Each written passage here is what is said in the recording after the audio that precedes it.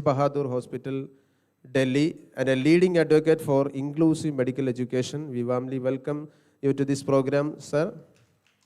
Next, Dr. Suja K. Kundat, Professor and Principal of the National Institute of Speech and Hearing, NISH, Thiruvananthapuram, with extensive leadership in inclusive education and rehabilitation. We warmly welcome ma'am to this program. I also extend a warm welcome to Dr. Arun S. Nair, IAS, Director, Social Justice Department, whose leadership in advancing inclusive and rights-based social policy has been significant, and who will present the summary of this session. Thank you all for joining us, and we look forward to an enriching and meaningful session. Thank you. Sir, ഇവിടെ ഒരു sign ലാംഗ്വേജും അതുപോലെ തന്നെ നമ്മൾ മലയാളവും ഇംഗ്ലീഷും കാണിക്കുന്നുണ്ട്. അപ്പോൾ അത് നിങ്ങൾ സ്ക്രീനിൽ നോക്കിയാൽ കാണാൻ കഴിയും. ഇംഗ്ലീഷ് സംസാരിക്കുന്ന സമയത്ത് നമുക്ക് മലയാളം ഇവിടെ കാണിക്കുന്നുണ്ട്. Okay, thank U. I would like to introduce moderator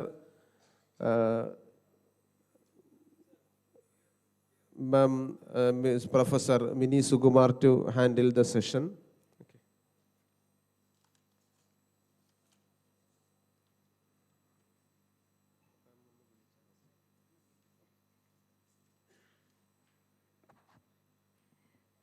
A very good morning to all distinguished guests on and off the dais, dear participants.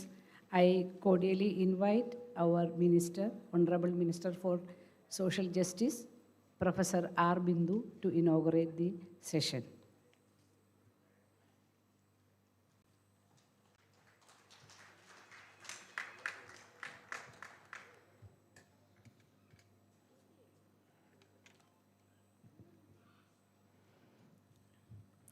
Respected dignitaries on and off the dais, experts, colleagues, and friends. First of all, on behalf of the Social Justice Department, let me extend warm greetings to the resource persons and the delegates participating in this session. This session is of prime importance in the international conference related to Vision 2031, which is convened to chart the blueprint of Kerala's future development. Kerala has always stood as a model of development marked by social justice, equitable distribution of resources, and equal access to opportunities. Our state has long been recognized for achievements related to human development. But development cannot be considered complete unless every citizen, including persons with disabilities, can participate fully in society. Today, as we stand at another turning point with a vital recognition that the next phase of development cannot be measured only by literacy, life expectancy, and welfare coverage, Kerala is planning to enter a phase where social development must evolve from welfare distribution to structural inclusion. It must be measured by participation, whether every citizen can live, learn, work, and move with dignity. Vision 2031 is therefore not a scheme expansion program. It's a governance transformation program. It is intended to transform the ways of governance. Our objective is to move disability from a welfare subject to a developmental priority and ensure that inclusion becomes a built-in feature of administration rather than a special concession. Vision 2031 proposes a long-term transformation of disability governance by repositioning disability from a beneficiary category into a core developmental priority. Vision 2031 therefore moves beyond the traditional models of assistance and charity. We are shifting towards a right-based framework that guarantees access to education, healthcare, employment, and public spaces as a matter of entitlement. Disability is not merely a medical condition. It is created when environments, systems, and attitudes fail to accommodate human diversity. Our responsibility then is to redesign these systems so that participation becomes natural and independent living becomes achievable. The question before us is not how to support persons with disabilities, but how to design a society where support becomes unnecessary because barriers no longer exist. The framework of Vision 2031 integrates social justice, education, health, employment, rehabilitation, mental health services, and assistive technology into a unified administrative ecosystem aligned with the Rights of Persons with Disabilities Act 2016. The Mental Health Care Act 2017, constitutional guarantees, and international human rights commitments. The objective is not merely service expansion, but creation of a barrier-free society where participation becomes the norm and exclusion becomes administratively unacceptable. The policy therefore shifts focus from charity-based support to right-based participation, ensuring that governance systems adapt to citizens rather than expecting individuals to adapt to systems. Instead of fragmented schemes functioning independently, all services, education, rehabilitation, social security, employment, mental health, and assistive technology, all these will function as a coordinated ecosystem. Benefits will increasingly be based on functional needs rather than labels, and the system will support independence instead of lifelong dependency. Our goal is simple.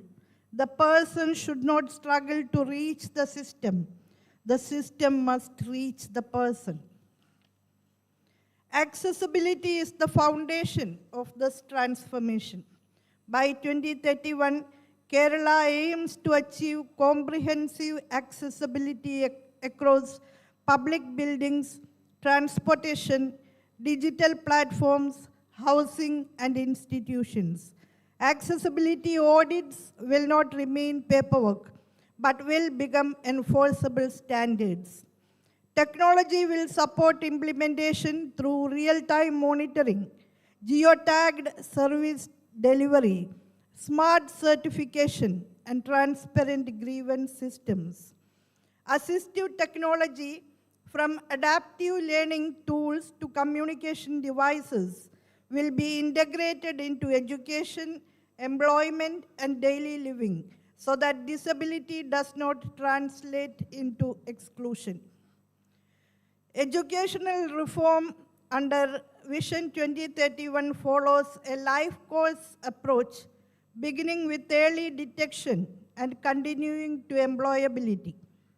Universal developmental screening, early intervention services, and neighborhood level inclusive schooling will form the foundation. Special schools, resource centers, and multidisciplinary rehabilitation centers will function as professional support hubs, providing individualized education plans, special educator training, digital literacy, and accessible learning environments. Higher education institutions will incorporate inclusive pedagogy and accessible infrastructure, ensuring that persons with disabilities are not merely admitted but enabled to succeed academically and professionally. The objective is to replace late compensation with early capability development so that disability policy contributes directly to human capital formation.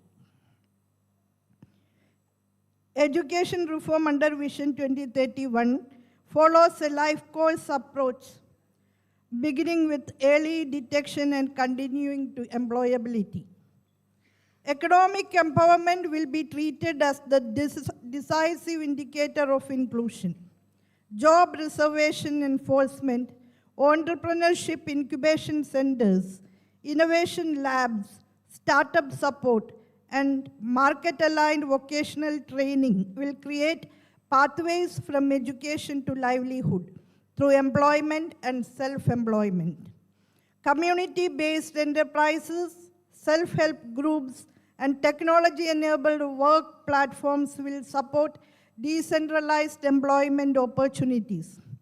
Institutions such as rehabilitation centers and centers of excellence will also function as skill development and productivity hubs, integrating assistive technology with labor participation. The policy emphasizes that financial independence is not a welfare benefit, but the primary condition for dignity and social participation. Job reservation enforcement will be strengthened, but our aim goes beyond reservation. Community enterprises, technology-enabled work opportunities, and professional skill development will ensure financial independence. Welfare without livelihood creates dependence. Livelihood creates dignity. Community living and long-term care form another critical pillar of the framework. Kerala's demographic transition requires planning for situations where caregivers may not be available throughout the lifespan. Therefore, assisted living facilities, group housing, foster care homes, foster care systems, and community-based rehabilitation networks will be expanded at local government levels. Mental health counseling, peer support programs, and tele-support networks will be integrated into these services to ensure continuity of care.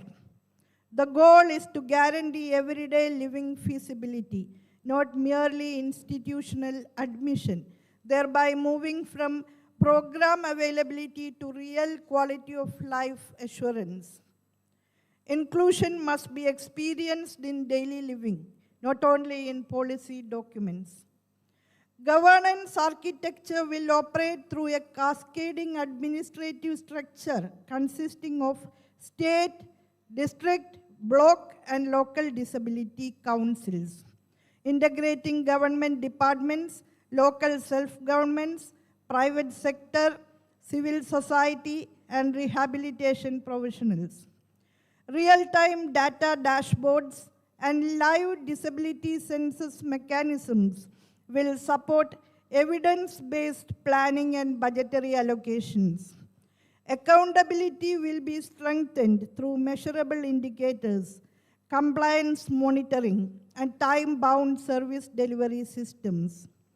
Disaster preparedness, inclusive emergency response, and social protection measures will be embedded into mainstream governance, ensuring that persons with disabilities are considered in every public policy rather than in isolated schemes.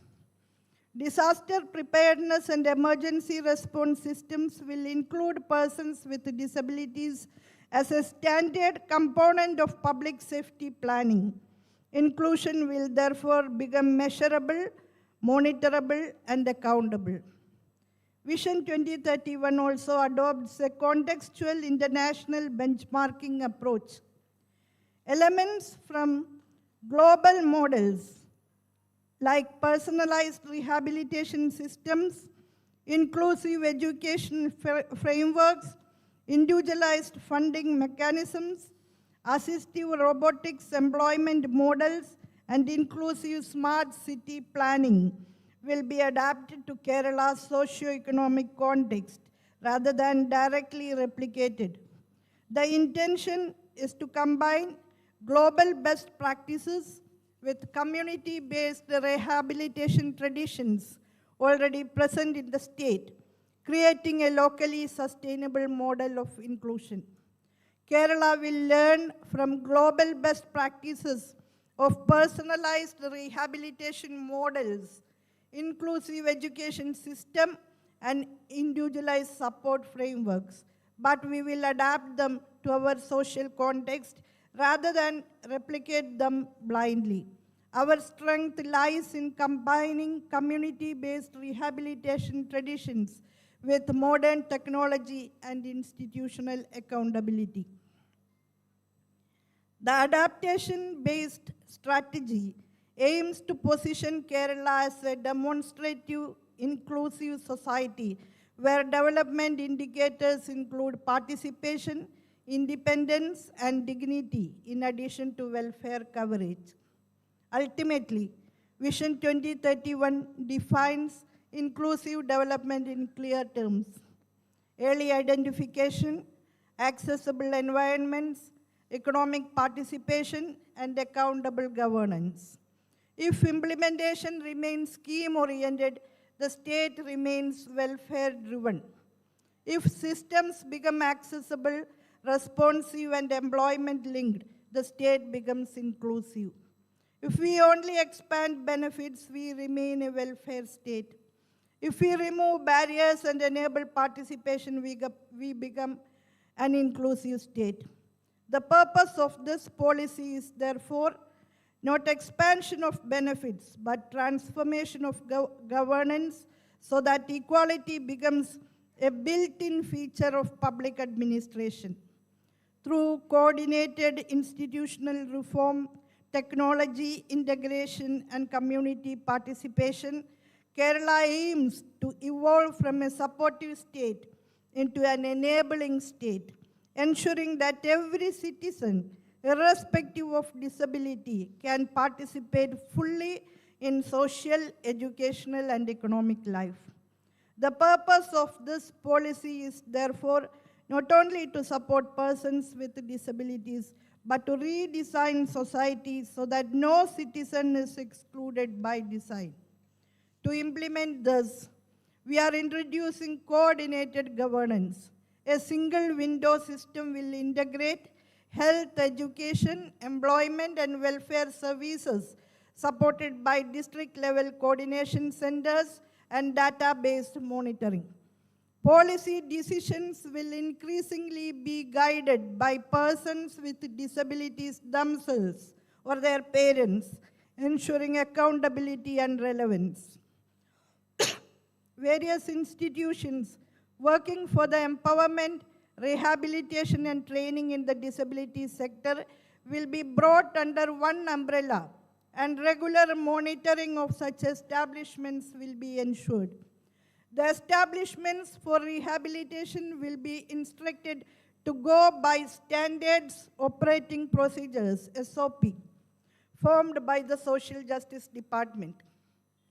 Through this vision, Kerala commits itself to building a society where inclusion is not a program but a principle, not a department but a culture, and not an aspiration but a daily reality. Our vision for 2031 is clear. Kerala should not merely be a state that provides disability welfare, but a society designed for human diversity. We aim to move from dependency to capability, from protection to participation, and from sympathy to equality. Inclusive development is not an additional program of the government. It is the measuring scale of a civilized society.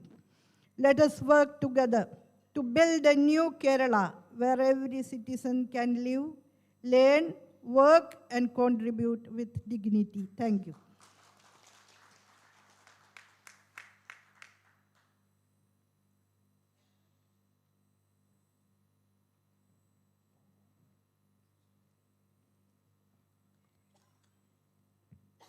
Thank you, Dr. Bindu, for these encouraging words. And the Honorable Minister has already laid down the framework of our discussion, including the achievements of the state and the aspirations what we are looking forward for Vision 2031.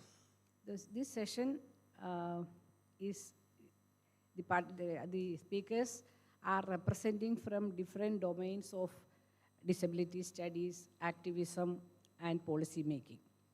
And my job as a moderator is limited to lay down what we are looking forward and just give a background about what will be the background of our discussions. The Government of Kerala places inclusive development at the center of our development vision.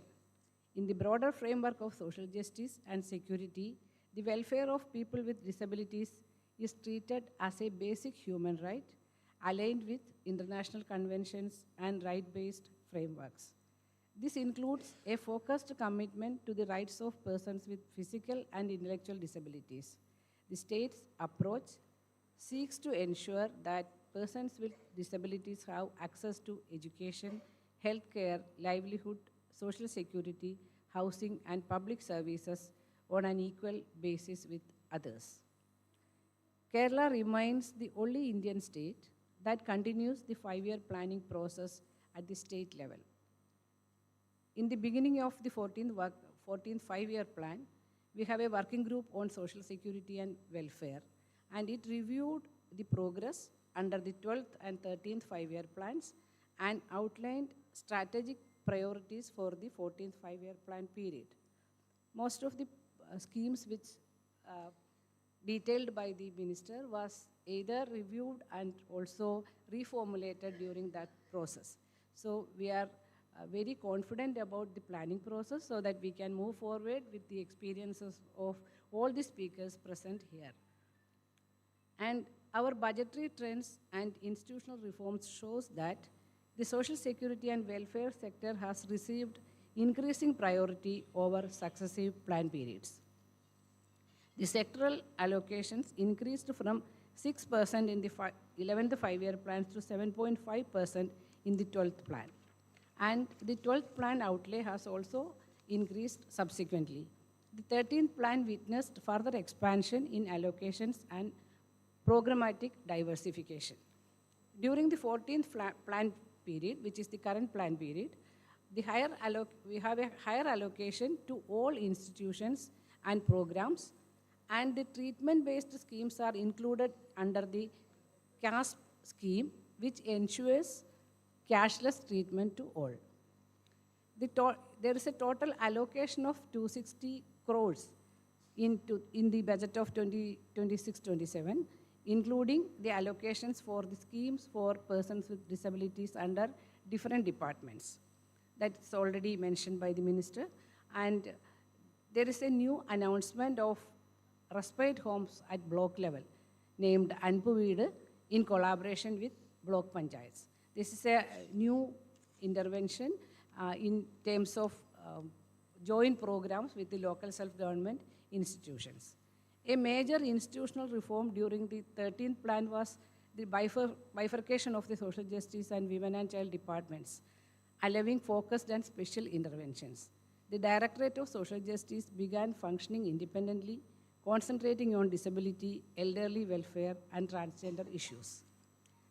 Our legal and policy framework mainly aligned with the Rights of Persons with Disabilities Act 2016, the Mental Health Act 2017, and all the international conventions and for rights of persons with disabilities, mainly the United Nations Convention on Rights of Persons with Disabilities. And the RPW Act has put forward certain mandates, and the state is also on the process of fulfilling the mandates of that act. The 40% reservation in government employment, the posts are identified and the process is going on. And 5% reservation in higher educational institutions, that is ensured, and also inclusive education in the schools under the Samagra Shiksha Kerala program. Special educators and autism centers are being in place. And accessibility standards for public infrastructure, the Barrier-Free Kerala program is ongoing. And creation of advisory boards, funds, and grievance redressal systems are working and functional. And Kerala adopts a right-based and life cycle approach for disability management, moving beyond the traditional medical model from prenatal to newborn screening, early intervention, inclusive education, skilling, daycare, caregiver support, reservations in educational institutions and employment, livelihood support, and financial assistance and pensions. And bud schools run by the local self-government institutions, panchayats and municipalities, in collaboration with Kudumbasri Network, is a unique model of community care for the children with intellectual disabilities. Looking ahead to 2031, the government aims to create barrier-free public spaces, accessible transport and digital services, inclusive healthcare, and reliable access to assistive devices and supportive services. We also look forward to further improve our research institutions like NISH and NIPMER and other institutions which are working on the area of disability. And the special attention is being given to inclusive education, skill development, livelihood support, opportunities, and economic participation for persons with disabilities across the life course. Measures to improve mobility, communication, and access to information are being integrated into planning. The key gaps, we are identifying the key gaps as following: the underreporting of disabilities, the low employment rate among persons with disabilities, and gaps in disability certification coverage. That process is being on, it is started, already started, and rapid population aging and related issues of disability in aging population. Kerala is experiencing the issue of population aging. Around the 25% of the population will be in the age group of 60 plus in 2031, that is expecting. So the rapid population aging is a concern. It's an added concern for our work. And the high non-communicable disease burden. It is for the general population and it is more intense to the people with disabilities. And the digital divide, and we need a stronger decentralized data systems, the improvement of data systems and the ecosystem, and need for greater private sector participation, more models of private-public participation that we are looking forward. So the objective of this session is to review Kerala's policy and experience in disability inclusive development, to discuss national and international best practices in the field, and to provide a vision for Kerala in the field in 2031. And our panel is very efficient and eminent and having a large experience in this field. So we expect a great level of discussions and participation from the participants. ഇവിടെ മലയാളം ഇംഗ്ലീഷിൻ്റെ ഒരു പ്രശ്നമുണ്ട്, ഭാഷയുടെ ഒരു പ്രശ്നമുണ്ട്. അത് കുറച്ച് പരിഹരിക്കാൻ നമ്മൾ ശ്രമിക്കുന്നുണ്ട്. കൂടുതൽ ആയിട്ട് ട്രാൻസ്ലേഷൻ ആവശ്യമുള്ള സെഷൻസ് ഏതെങ്കിലും പ്രസൻറ്റേഷൻസ് ഉണ്ടെങ്കിൽ അതിനുള്ള ശ്രമം കൂടി നടത്താം. എല്ലാവർക്കും അറിയാവുന്നതുപോലെ വളരെ സങ്കീർണമായ ഒരു സംഗതിയാണ്. അതുകൊണ്ട് എല്ലാ രീതിയിലും ഉള്ള ഒരു കമ്മ്യൂണിക്കേഷൻ പോസിബിലിറ്റി ഉറപ്പാക്കുക എന്നുള്ളത് വളരെ പ്രയാസകരമാണ് എന്നുള്ളതും കൂടി എല്ലാവരും മനസ്സിലാക്കണം. നമ്മുടെ ഈ സെഷൻ ആരംഭിക്കുകയാണ്. ആദ്യത്തെ സ്പീക്കർ ഡോക്ടർ മുരളീധരൻ വിശ്വനാഥാണ്. അദ്ദേഹം national platform for rights of the disabled എന്ന പ്ലാറ്റ്ഫോമിൻ്റെ അഖിലേന്ത്യാ ജനറൽ സെക്രട്ടറിയാണ്. So we start with mister Muralidharan Viswanath. He is the General Secretary of National Platform for the Rights of the Disabled, one of the biggest platform of the people with disabilities in the country. I welcome Mr. Muralidhar Vishwanath. Sorry, I begin with a disclaimer. I'm not a doctor, and I'm actually thankful to the planning board for actually honoring me with a doctorate. Actually, friends, see, I would actually, it's a great opportunity to be here actually, and to be speaking on some of the issues that have been at the core of our hearts. We have an esteemed panel here actually, people assembled both from abroad and India, who will be talking on various aspects actually. I would concentrate my thing on education and employment, two core areas that are there as far as disabled people are concerned, as far as inclusion are concerned. and some international practices concerning them. See, Kerala, the first Chief Minister of Kerala, from where actually the planning process began in Kerala, and was EMS Namboodiripad. Many of us do not know that EMS himself was a person with disability. EMS had a speech impairment, used to stammer, and at times there were times when people used to make fun of that also. That, despite that, EMS excelled in various things. In later years, he had a hearing impairment and as well as mobility impairment as well as he grew older. But one small thing, before he came back to Kerala after giving up his general secretary of the Communist Party with the Marxist, a speech therapist met him a few years before he came back to Kerala. The speech therapist met him on his own, not that EMS had gone to the speech therapist. The speech therapist met him, and the speech therapist advised some exercises. Those exercises that EMS practiced in later years actually helped him improve his speech. So these small interventions that are needed actually. Early interventions could have actually helped EMS much earlier. But it was a late intervention that came at one point of time. But whatever it is, it helped EMS. I just want to point this out so that when we're talking about inclusion and things like that, these things also come to mind. Now, from the first Chief Minister to the last Chief Minister, the current Chief Minister, I'm saying. This is an image of Pinarayi Vijayan addressing a press conference. The press conference, and he's not a person with disability, I don't still recognize him as a person with disability. This was a press conference during the COVID period. Pinarayi used to go into each and every detail of what was happening in the state, read out the statistics of the action taken report, the grievances, everything. He was addressing each and every person in the state. That inclusiveness was there. But still, something was missing. And this is what you can find in the other missing pictures, or what is missing in CM's press conference. This is an image of the Prime Minister of New Zealand, again during the same COVID period. When she was addressing a press conference, you had a sign language interpreter by her side.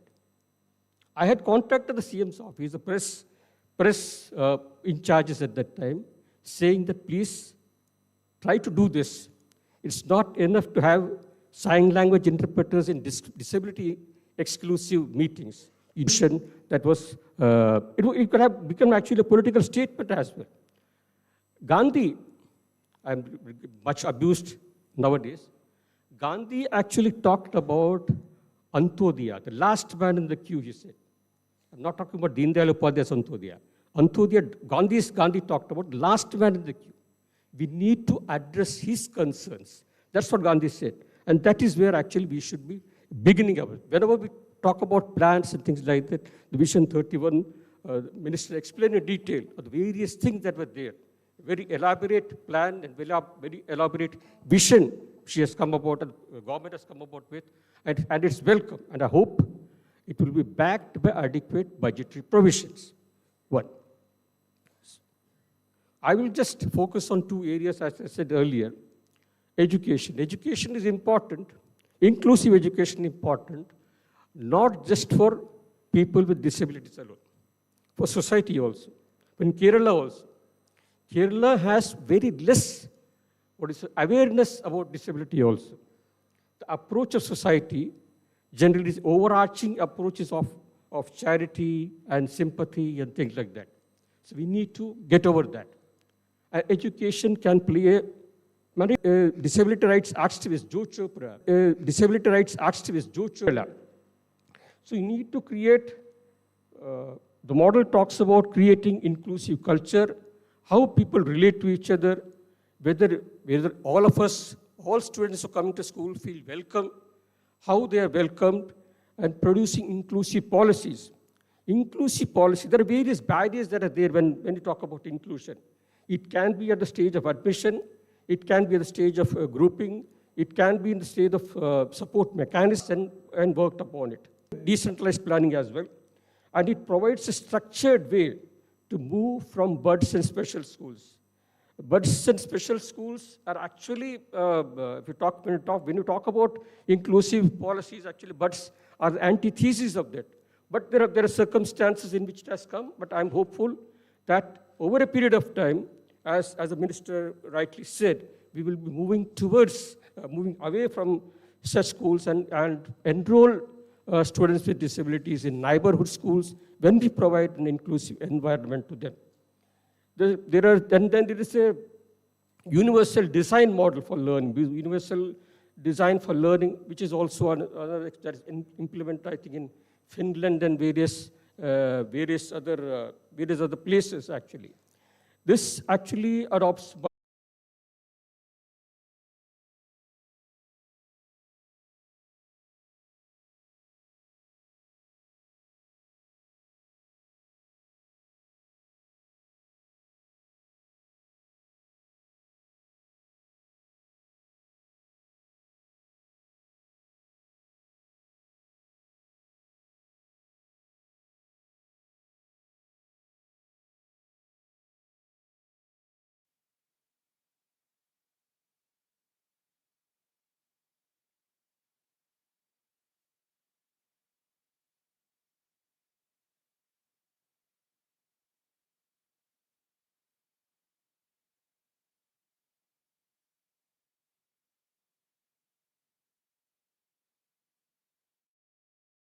employing disabled people, and he said various concessions will be provided in ESI, in Provident Fund, etc.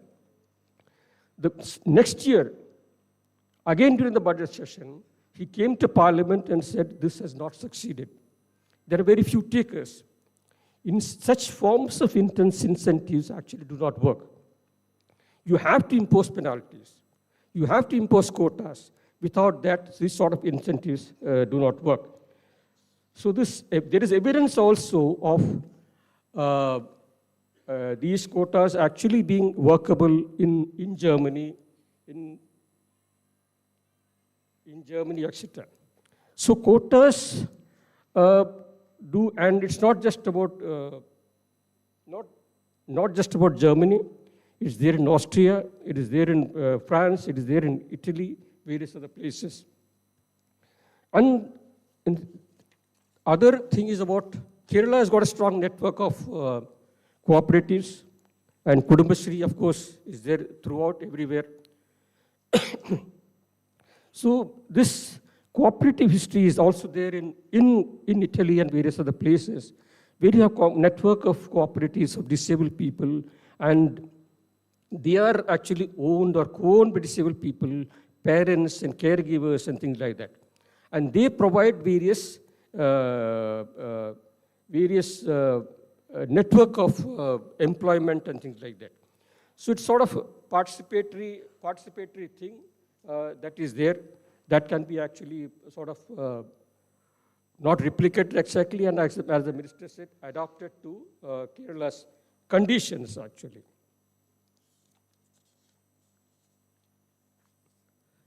So thing is, Kerala, as I said earlier, Kerala has got strong cooperative and the Kudumbashree movement. So these, there are various products that can be manufactured in such units in which government procurement can be actually assured or ensured. When Thomas Isaac was the finance minister earlier, actually we had raised this issue with him, and he sort of agreed to it, but it never worked out in practice, about units where certain commodities, certain products are manufactured by disabled people, can be actually, government can ensure their marketing, not only their procurement, actually. Such sort of things can actually, and this, in the Kerala State Handicap Welfare Corporation, the chairman is here, that board can also, the MD is also, these actually can play a role actually in funding these projects and in marketing the products that actually come out from them. One issue that actually comes to raises its head again and again is a question of people with intellectual disabilities, autism, and those who are on that spectrum. I was there at Kozhikode Disability Festival on January 29. The major part of the audience that was there in the session that I was, the 2 sessions that I was there, was consisted of parents. They had only one question in their minds: what after us? It's a big question that needs to be answered, and I think cooperatives and things like this can actually help in some sort of getting over this thing. But we need to be cautious of not moving into segregated homes and things like that which have been practiced here. All these things that will actually lead to exclusion and not inclusion. We need to be very cautious when we're moving towards that. There is various other issues connected to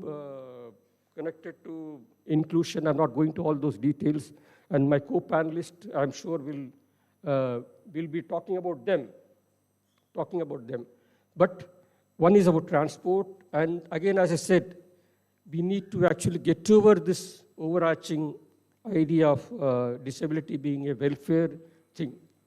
Actually, the 2017 Administrative Reforms Commission's report, headed by V.S. Achuranand at the time, had come out with a report which said, from welfare to rights.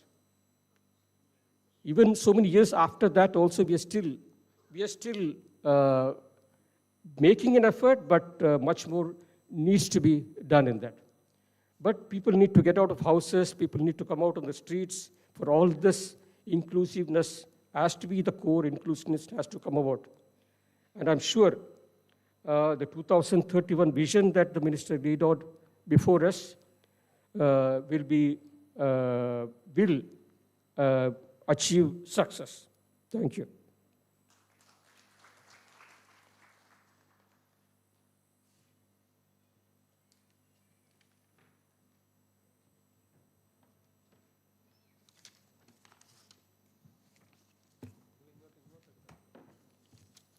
Thank you, Sri Muralidharan Vishwanath. Our next speaker is Professor Monica Mitra. So before that, I will, is there, ഒരു translation ആവശ്യമുണ്ടോ? ഇപ്പോൾ പറഞ്ഞതിൻ്റെ ആവശ്യമില്ലോ? ആണോ? ആർക്കെങ്കിലും വേണമെങ്കിൽ വളരെ ചുരുക്കി പറയാം. അദ്ദേഹം പ്രധാനമായും പറഞ്ഞത് ഇൻക്ലൂഷൻ എന്നുള്ളത് ഒരു കൾച്ചറായി, ഒരു സംസ്കാരമായി നമ്മൾ എങ്ങനെയാണ് കൊണ്ടുവരേണ്ടതെന്നുള്ളതിനെക്കുറിച്ചാണ്. ഓരോ ഭാഷയും പ്രധാനമാണ് എന്നതുപോലെ തന്നെ ഡിസബിലിറ്റിയുമായി ബന്ധപ്പെട്ട ഓരോരുത്തരുടെയും മനസ്സിലാക്കലുകളും പ്രധാനമാണ്. അതിനുള്ള സംവിധാനങ്ങളും ഉണ്ടാവണം. പ്രധാനമായും 2 കാര്യങ്ങളാണ് ശ്രീ മുരളീധരൻ വിശ്വനാഥ് പറഞ്ഞത്. ഒന്ന് വിദ്യാഭ്യാസം, മറ്റൊന്ന് എംപ്ലോയ്മെൻറ്റ്. ഈ 2 കാര്യങ്ങളിലാണ് ഊന്നൽ കൊടുത്തത്. സ്കൂളുകൾ ഉണ്ടാകേണ്ടത് എല്ലാവർക്കും വേണ്ടിയാണ്, പ്രത്യേകമായ സ്കൂളുകളല്ല ഉണ്ടാവേണ്ടത്. അതുകൊണ്ട് ഇൻക്ലൂസീവ് എഡ്യൂക്കേഷൻ എന്ന ഒരു കാര്യത്തിനാണ് നമ്മൾ ഊന്നൽ കൊടുക്കേണ്ടത്. അതിലേറ്റവും പ്രധാനം എല്ലാ കുട്ടികൾക്കും, ഡിസബിലിറ്റി ഉള്ള കുട്ടികളും അല്ലാത്തവരായ കുട്ടികൾക്കും ഒരുപോലെ തന്നെ പരസ്പരം ഇടപഴകാനുള്ള ട്രെയിനിങ് ആവശ്യമാണ്. പ്രത്യേകമായ ഒരു ട്രെയിനിങ് അല്ല ആവശ്യമുള്ളത്. എല്ലാവർക്കും ഒരുപോലെ ഇടപഴകി ജീവിക്കാനും പരസ്പരം മനസ്സിലാക്കാനും കാര്യങ്ങൾ പരസ്പരം പങ്കുവയ്ക്കാനും സഹായിക്കാനും പിന്താങ്ങുവാനുമുള്ളൊരു സംവിധാനമാണ് ഉണ്ടാവേണ്ടത്. അതിനായി ഉള്ള സംവിധാനം ഉണ്ടാവണം. മറ്റൊന്ന്, സ്കൂളുകളെ ഈ രീതിയിൽ പരിവർത്തിപ്പിക്കുന്നതിന് വേണ്ടിയിട്ടുള്ള ഇൻഡെക്സ് ടീംസ് പലയിടങ്ങളിലും, പ്രത്യേകിച്ച് UK പരീക്ഷിച്ചിട്ടുള്ള ഇൻഡെക്സ് ടീംസ് മോഡൽ നമുക്ക് ഉപയോഗിക്കാൻ സാധിക്കും. അതിനുവേണ്ടി കുട്ടികളുടെയും രക്ഷകർത്താക്കളുടെയും അതുപോലെ ടീച്ചേഴ്സിൻ്റെയും ഇൻഡെക്സ് ടീമുകൾ ഉണ്ടാക്കുകയും സ്കൂളിൽ എന്തെല്ലാം സംവിധാനങ്ങൾ ഉണ്ടാവണം എന്നുള്ളതിന് കൂടുതൽ ഊന്നൽ കൊടുക്കുകയും വേണം. മറ്റൊന്ന്, നമ്മുടെ സ്പെഷ്യൽ സ്കൂളുകളും ബഡ് സ്കൂളുകളും ക്രമേണ നെയ്ബർഹുഡ് സ്കൂളുകളായി മാറണം. അത് പ്രത്യേക സ്കൂളുകളാവുകയല്ല വേണ്ടേ. ഓരോ അയൽക്കൂട്ടങ്ങൾ അല്ലെങ്കിൽ നമ്മുടെ പ്രദേശങ്ങളിലും പ്രാദേശികമായുള്ള സംവിധാനങ്ങളായി മാറണം. ഇവിടേക്കുള്ള പ്രത്യേകതരം കരിക്കുലം ഡിസൈന് നമ്മൾ പ്രാധാന്യം കൊടുക്കണം. സ്കൂളുകളുടെ അന്തരീക്ഷവും അതുപോലെ കരിക്കുലവും പ്രധാനമാണ്. ആ യൂണിവേഴ്സലായിട്ടുള്ള എല്ലാവർക്കും ഒരുപോലെ പ്രാപ്യമാകുന്ന ഒരു അധ്യയനം ഉണ്ടാകുന്ന രീതിയിലുള്ള കരിക്കുലം ഉണ്ടാവണം. അതിനായി ചിത്രങ്ങളും മറ്റു തരത്തിലുള്ള സംവിധാനങ്ങളും ഉപയോഗിച്ചുകൊണ്ടുള്ള പഠനം കൂടുതലുണ്ടാവണം. എഴുത്തിനെ മാത്രം എഴുതി കാണിക്കുന്നത് അല്ലെങ്കിൽ എഴുത്ത് മാത്രം അധിഷ്ഠിതമായിട്ടുള്ള പരീക്ഷകളും മറ്റു രീതികളും ഒഴിവാക്കുകയും വേണം. ഒരുമിച്ച് കൂട്ടമായി പഠിക്കാനുള്ള സംവിധാനങ്ങളും പുതിയ അത്തരത്തിലുള്ള അധ്യയന രീതികളും നമ്മൾ വളർത്തിയെടുക്കണം. മറ്റൊന്ന് വിദ്യാഭ്യാസത്തിന് ശേഷം തൊഴിലുമായി ബന്ധപ്പെട്ടിട്ടുള്ള കാര്യങ്ങളിൽ പ്രത്യേകമായ സംവിധാനങ്ങൾ ഉണ്ടാവണം. അതിലൊന്ന് കൂടുതൽ പേർക്ക് ഭിന്നശേഷി മേഖലയിൽ ഭിന്നശേഷിയുള്ള വ്യക്തികൾക്ക് കൃത്യമായ ജോലികൾ, കൃത്യമായ ശമ്പളം കിട്ടുന്ന റെഗുലർ ജോലികൾ, റെഗുലറായി ശമ്പളം കിട്ടുന്ന തരത്തിലുള്ള ജോലികൾക്ക് പ്രാധാന്യം കൊടുക്കണം. ജർമ്മനി പോലെയുള്ള രാജ്യങ്ങളിൽ ഉള്ളതുപോലെ ഓരോ സ്ഥാപനവും 20 പേരിലധികമുള്ള ഓരോ സ്ഥാപനവും അവിടെ 5% ഭിന്നശേഷി വ്യക്തികളെ ജോലിക്ക് എടുക്കേണ്ടതുണ്ട്. അങ്ങനെ എടുക്കാത്തവർക്ക് ഉള്ള ലെവി അവിടെയുണ്ട്. ആ ലെവി ഉണ്ടാക്കുന്നത് വീണ്ടും ഈ മേഖലയുടെ വെൽഫെയറിന് വേണ്ടി ഉപയോഗിക്കുന്ന രീതിയാണുള്ളത്. അത്തരം കാര്യങ്ങൾ നമുക്ക് ആലോചിക്കാവുന്നതാണ്. ഒന്ന്, ജോലിയിൽ കോട്ട എന്നുള്ളത് ഒരു സംവിധാനമാണ്. ഈ ഭിന്നശേഷി മേഖലയിലുള്ളവർക്ക് വേണ്ടിയുള്ള അവർ തന്നെ നടത്തുന്ന കോപ്പറേറ്റീവുകൾ, സഹകരണ സ്ഥാപനങ്ങൾ, സഹകരണ സംഘങ്ങൾ ഉണ്ടാക്കുക എന്നുള്ളതാണ് മറ്റൊന്ന്. ഈ രീതിയിൽ കേരളത്തിന് സ്വീകരിക്കാവുന്ന 2 കാര്യങ്ങൾ ഇവ രണ്ടുമാണ്. അതുപോലെ കൂടുതൽ ബിസിനസ് ഡെവലപ്മെൻറ്റ് സപ്പോർട്ട്, ബിസിനസ്സിനുള്ള സപ്പോർട്ട് നൽകുന്ന സ്കീമുകൾ ഉണ്ടാക്കുക. പലതരത്തിലുള്ള തൊഴിൽ സംഗതികളുമായി ലിങ്ക് ചെയ്യുന്ന സംവിധാനങ്ങൾ ഉണ്ടാവുക എന്നുള്ളതാണ് ചെയ്യേണ്ടത്. നമ്മുടെ വർഷങ്ങൾക്ക് മുമ്പ് തന്നെ VS അച്യുതാനന്ദൻ നേതൃത്വം കൊടുത്തിരിക്കുന്ന നമ്മുടെ അഡ്മിനിസ്ട്രേറ്റീവ് റിഫോം കമ്മിറ്റി തന്നെ പറഞ്ഞിട്ടുണ്ട്, വെൽഫെയർ ടു റൈറ്റ്സ് എന്നുള്ളതാണ് നമ്മുടെ ലക്ഷ്യമെന്നുള്ളത്. അതിനധിഷ്ഠിതമായ രീതിയിലുള്ള പ്രവർത്തനങ്ങൾ ഉണ്ടാവണം. അതുപോലെ ഇൻക്ലൂഷന് വേണ്ടി ചെയ്യുന്ന കാര്യങ്ങൾ ഒരിക്കലും ഒരു എക്സ്ക്ലൂഷന് ഉൾപ്പെടുത്താൻ വേണ്ടി ചെയ്യുന്ന കാര്യങ്ങൾ ആ മനുഷ്യരെ പുറന്തള്ളുന്ന രീതിയിലേക്ക് മാറരുത്. അതിൻ്റെ ഉദ്ദേശം എപ്പോഴും കൂടുതൽ പേരെ ഉൾക്കൊള്ളുന്നതായിരിക്കണം. ഇത്രയുമാണ് പ്രധാനമായും പറഞ്ഞത്. വളരെ സ്കെച്ചി ആയിട്ടുള്ള വളരെ ഇതായിട്ടുള്ളൊരു ട്രാൻസ്ലേഷനാണ്. നമ്മുടെ അടുത്ത സ്പീക്കർ പ്രൊഫസർ മോനിക്ക മിത്രയാണ്. I invite professor Monika Mitra.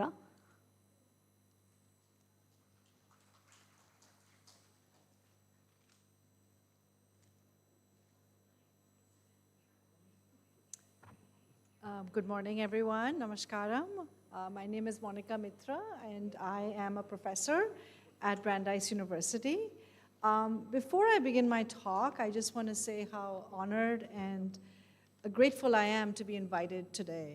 And I'm particularly grateful to the Kerala State Planning Board for inviting me, and to Dr. Arun Shamnath and his team for their hospitality. But I also want to thank Dr. Mini, Dr. Shuja and Dr. Raji for their hospitality as well.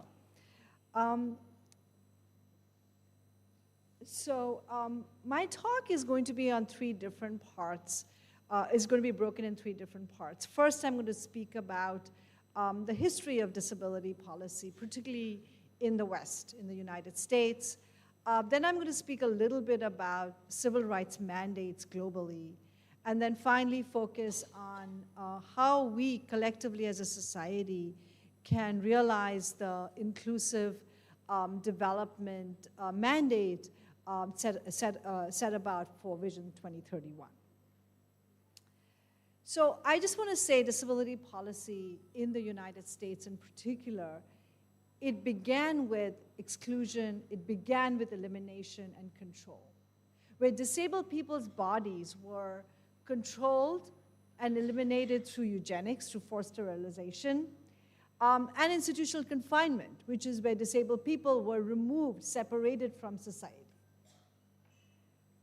At the same time, we also have this widely accepted charity model, where people with disabilities are viewed not as agents of autonomy, not as individuals with their own rights and desires, but more as objects of pity, objects of charity, and objects of welfare. At the middle of these 2 extremes, we also have this medical model, which sort of pathologizes disabled people's bodies. And what do we mean by that? We mean that it is about diagnosis, it is about fixing the disabled person's body, it is about where the fault, the issues of inequity lies in the individual with the disability. And of course, what we have, which has slowly come about today, and which is very clearly represented in the inclusive development policies in Kerala, is where disability is seen as a matter of human right. It is seen as a matter of civil rights, where disabled people can demand access, can demand equity, can demand rights. Now, I do want to point out, in every part of this world, all of these parts, which is whether it's the medical model, whether it's the civil rights model, whether it's the social model, whether it's the charity model, whether it's the model of elimination and control, they all coexist side by side. So it's not like we've left one model and we've started the other. In the United States, in the late 1960s and 70s, there was a huge movement of advocacy. And this advocacy, the forefront of this advocacy were people with disabilities themselves. And this led to this act called the Rehabilitation Act. And this was the first act in the United States which actually had a non-discrimination clause.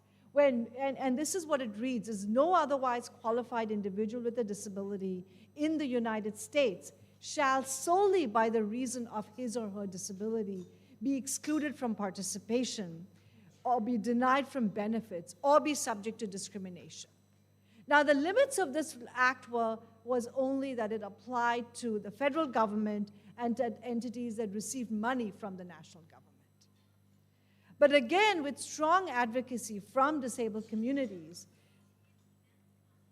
it led to the passage of the Civil Rights Act of the United States, which is called the Americans with Disabilities Act of 1990. And this Civil Rights Act prohibits discrimination against disabled people in all areas of public life, be it education, be it employment, be it health, be it public spaces. This is actually where this act made sure that disabled people had the same rights as non-disabled people. And the Americans with Disabilities Act, which is also known as the ADA, was the precursor and really informed the CRPD, which is the Convention on the Rights of Persons with Disabilities. And this was adopted in 2006 by more than 190 countries, including India. And the CRPD had a sea change globally, because it reframed disability from this charity model, this charity perspective, this welfare perspective, to actually reframing it into a human rights, a civil rights perspective. And this enabled and it included accessibility, it included mandates for inclusive system, it included mandates for participation, for accountability, for inclusion, as well as for monitoring and implementation mechanisms. Of course, this brings us to the Rights of Persons with Disabilities Act in 2016 in India. And this was enacted as part of India's commitment to the CRPD. And here also the Rights of Persons with Disabilities Act in India it provided a comprehensive legal framework for disability rights for inclusion, in addition to expanding the number of categories of people with disabilities that were included from 7 to 21.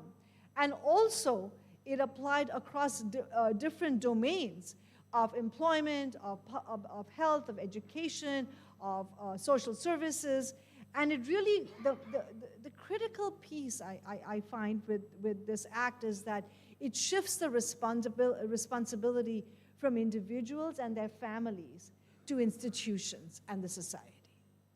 So it goes from the responsibility of change of action from an individual person or their family member to creating systems and structures that are inclusive.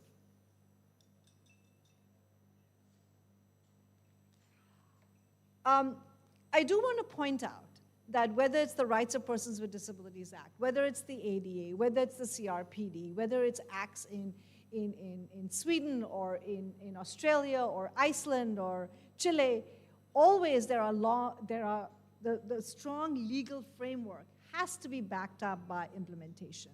And unfortunately, even with the Rights of Persons with Disabilities Act, what we see is uneven implementation across states, across different ministerial mandates, across different sectors, across rural and urban areas, across different marginalized groups.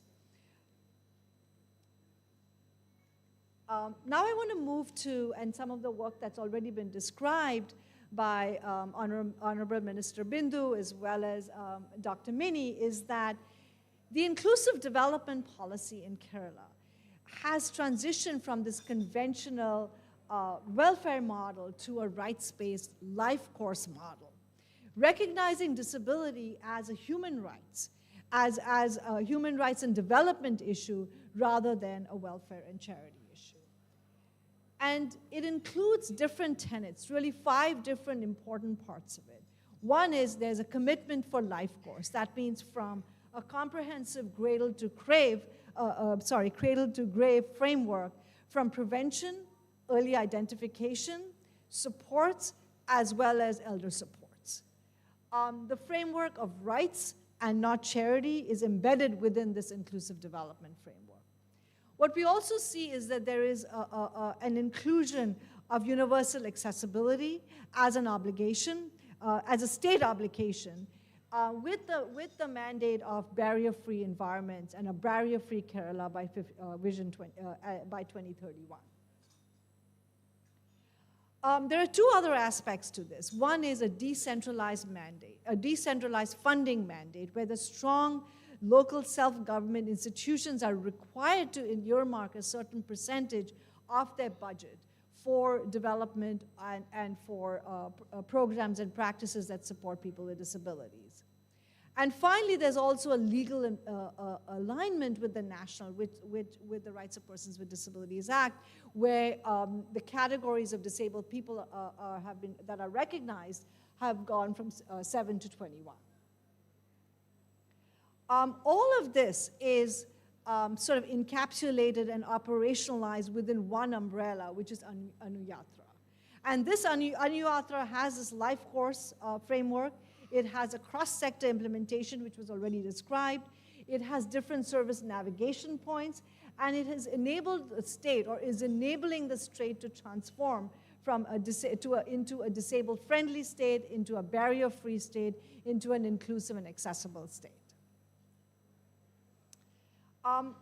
There are provisions for healthcare, for health insurance, including the provision of cochlear implants for children, including health insurance plans for people with specific disabilities, not all disabilities from what I can gather, as well as providing a monthly allowance to people who provide care and support and services to their disabled family members. There's also inclusion of different forms, early identification, including newborn hearing and screening. And finally, as a researcher and as a professor, what I found incredibly impressive is having several institutions that are focused on supporting people with disabilities and people with different types of disabilities, including NISH, which offers specialized higher education for people who are deaf and hard of hearing. But the challenge is not in policy design. The challenge, and this is across the globe, the challenge is always in policy implementation. So in order for us to realize Vision 2031, what we have to do is focus on whether the policies that are being realized and practiced, are they having, and can we ensure that the impact of these policies are equitable and sustainable. And what we see often is where disability policy, whether it's the Americans with Disabilities Act, whether it's policies in low income, in high income, in middle income countries, where the gap is always what happens is in the implementation. And what happens is a failure in implementation can reproduce inequity, can reproduce inequality, can heighten disparities. So what we have to do is ensure that there are budget allocations. We have to ensure that there are enforcement mechanisms that are enforcing the policies and ensuring equity and ensuring accessibility. So when we look at even high resource income countries, when we are looking at Australia, when we are looking at Sweden, when we look at United Kingdom, now these are examples of 3 very high resource countries. And they have incredible disability mandates that are well funded. They are based on universal design, as well as they have strong legal protections. But even with these 3 countries, what we find is that the issues are often in, when it comes down to it, is how these policies, how these mandates are enforced. And often it fails in the way the infrastructure is created, in the way the monitoring mechanisms are created, and in the way that whether there is sufficient accountability and sufficient data and the transparency of accountability and data. So in looking at the different documents that I've spent the last couple of weeks looking at, and I realized that to realize Vision 2031, what we need to do is collectively is think about how we can implement the disability inclusion mandates here. And creating a scientific process, and I'm going to say scientific as an implementation science, looking to see is who is actually being reached, who is not being reached, where are the implementation gaps, are they in rural areas, urban areas, certain communities, and how can we make sure that these policies and these practices are sustained despite leadership changes. So we know in Kerala, which is very fortunate to have a very strong public system, a system that there are community-based networks, as well as a very strong and historic participatory planning tradition. So what we need to do is take advantage of these systems and to ensure that implementation science is integrated early on to avoid the pitfalls that we've seen in other high resource, middle resource, and low resource countries. And so that Kerala can move beyond compliance towards transformative action. So one approach that can be used is a re-aim approach. And here what we need to ensure is to see, for example, are the disability services, are they reaching different populations? For example, tribal populations, coastal communities. Are they reaching women with different disabilities? Are they reaching people with intellectual disabilities? Are the policies effective? You know, are they improving employment, improving inclusive education, secondary school completion? Are they being adopted universally in different local communities? Are they being, for example, in the family health centers, are these centers, are the accessibility standards being followed? As well as, is it being maintained in the way of the letter of the law? So I want to also just stress on a couple of issues. One is on cross-cutting issues, particularly, and I have a deep interest in gender and women with disabilities and their needs. We know through global evidence, through evidence in India, that, for example, disabled women experience very, very high rates of gender-based violence. What I'm going to say is that in order for, again, to realize the disability inclusive mandates that have been set aside, we have to ensure that this reaches women with disabilities. For example, are women with disabilities who experience violence, are they being protected? Are the support services accessible? For example, are the one-stop crisis centers, are they accessible? Are police trained on how to work with women with psychosocial disabilities and women with intellectual disabilities here? Are shelters accessible? Are they physically accessible? You know, our helplines, do they have ISL interpreters and other communication supports? When we look at even reproductive justice, we know that Kerala has absolutely excellent maternal and birth indicators. Are the indicators the same for women with different types of disabilities? Are providers are they being trained on how to provide quality care to women with different types of disabilities? Are postpartum home visits, for example, are they being inclusive? So we need to ensure that these excellent maternal and birth indicators are also the same for women with different types of disabilities. I want to end by saying is that we have to, in order to realize this disability inclusive mandate, which is really bold, it is visionary, it is comprehensive, it is rights-based. We have to ensure that inclusion is at the very heart of it. We cannot and should not replicate the welfare and the charity model. Disabled people should not just be seen as the recipients of these services, but they should be seen as the architects of these services. They should be involved in the creation of these services, in the dissemination of these services, in the maintenance of these services, in the delivery of these services. There should be leadership and the involvement of people with disabilities in all aspects of it. Otherwise, otherwise we will continue the charity model. The DPOs, for example, need to be involved and should be involved in all aspects of this. Just as, for example, I know in the last 6 to 9 months, there's been a lot of stakeholder involvement to come to this conference. And I think a similar strategy, no doubt, will be and should be created and framed in order to realize, again, the vision of 2031. And we need to ensure that these principles of inclusion, whether it is through co-design, co-implementation, co-evaluation, should be at the heart of the manifestation of the vision.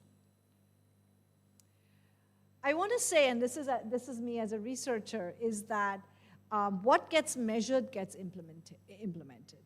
So at the heart of it, we need to ensure that every sector there are clear disability indicators, that their budget allocations are tied to measurable goals, that there are dashboards are created, data dashboards are created that are measuring progress, but these dashboards should be accessible and should be public. And finally, we should have, the data should be disaggregated. It should not just be data at a very high level, but it should be disaggregated at the level of the community, rural, urban, whether it's disability type, whether it's gender. We need to have information and data that's disaggregated. And I just want to end by, this was a quote I found in the Vision 2031 document at the end of the social justice chapter, which states that by 2031, Kerala will be a society where the term marginalized becomes obsolete. It will be a state where the government acts as a facilitator of dreams, where the community acts as a shield of protection, and every resident can say with pride that they live in the most compassionate corner of the world with their rights protected. This is our promise to the future, a sustainable, inclusive, and empowered Kerala for all. And I want to say that this vision does not just rest on the government. It does not just rest on disabled people and their families, but it rests on all of us. It rests on the community at large, at society at large. It rests on us in what we do, how we do it, and who we include. Thank you.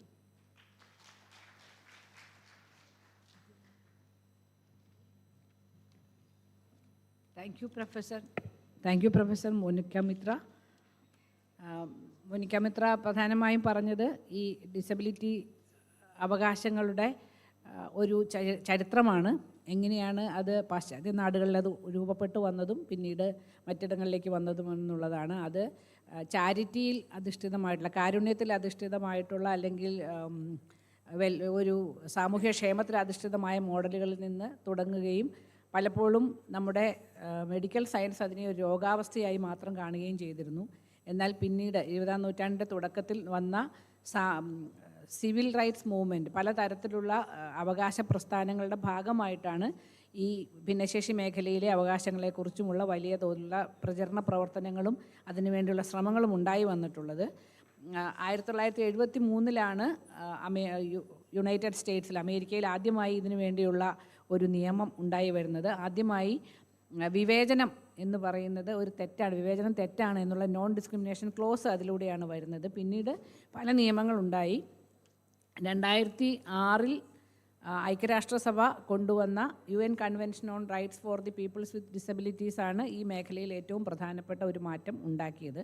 ഇന്ത്യയിലെ 2014 RPW act ഇക്കാര്യത്തിൽ ഇന്ത്യയിൽ ഒരു വലിയ മാറ്റത്തിന് വഴിതെളിച്ചു.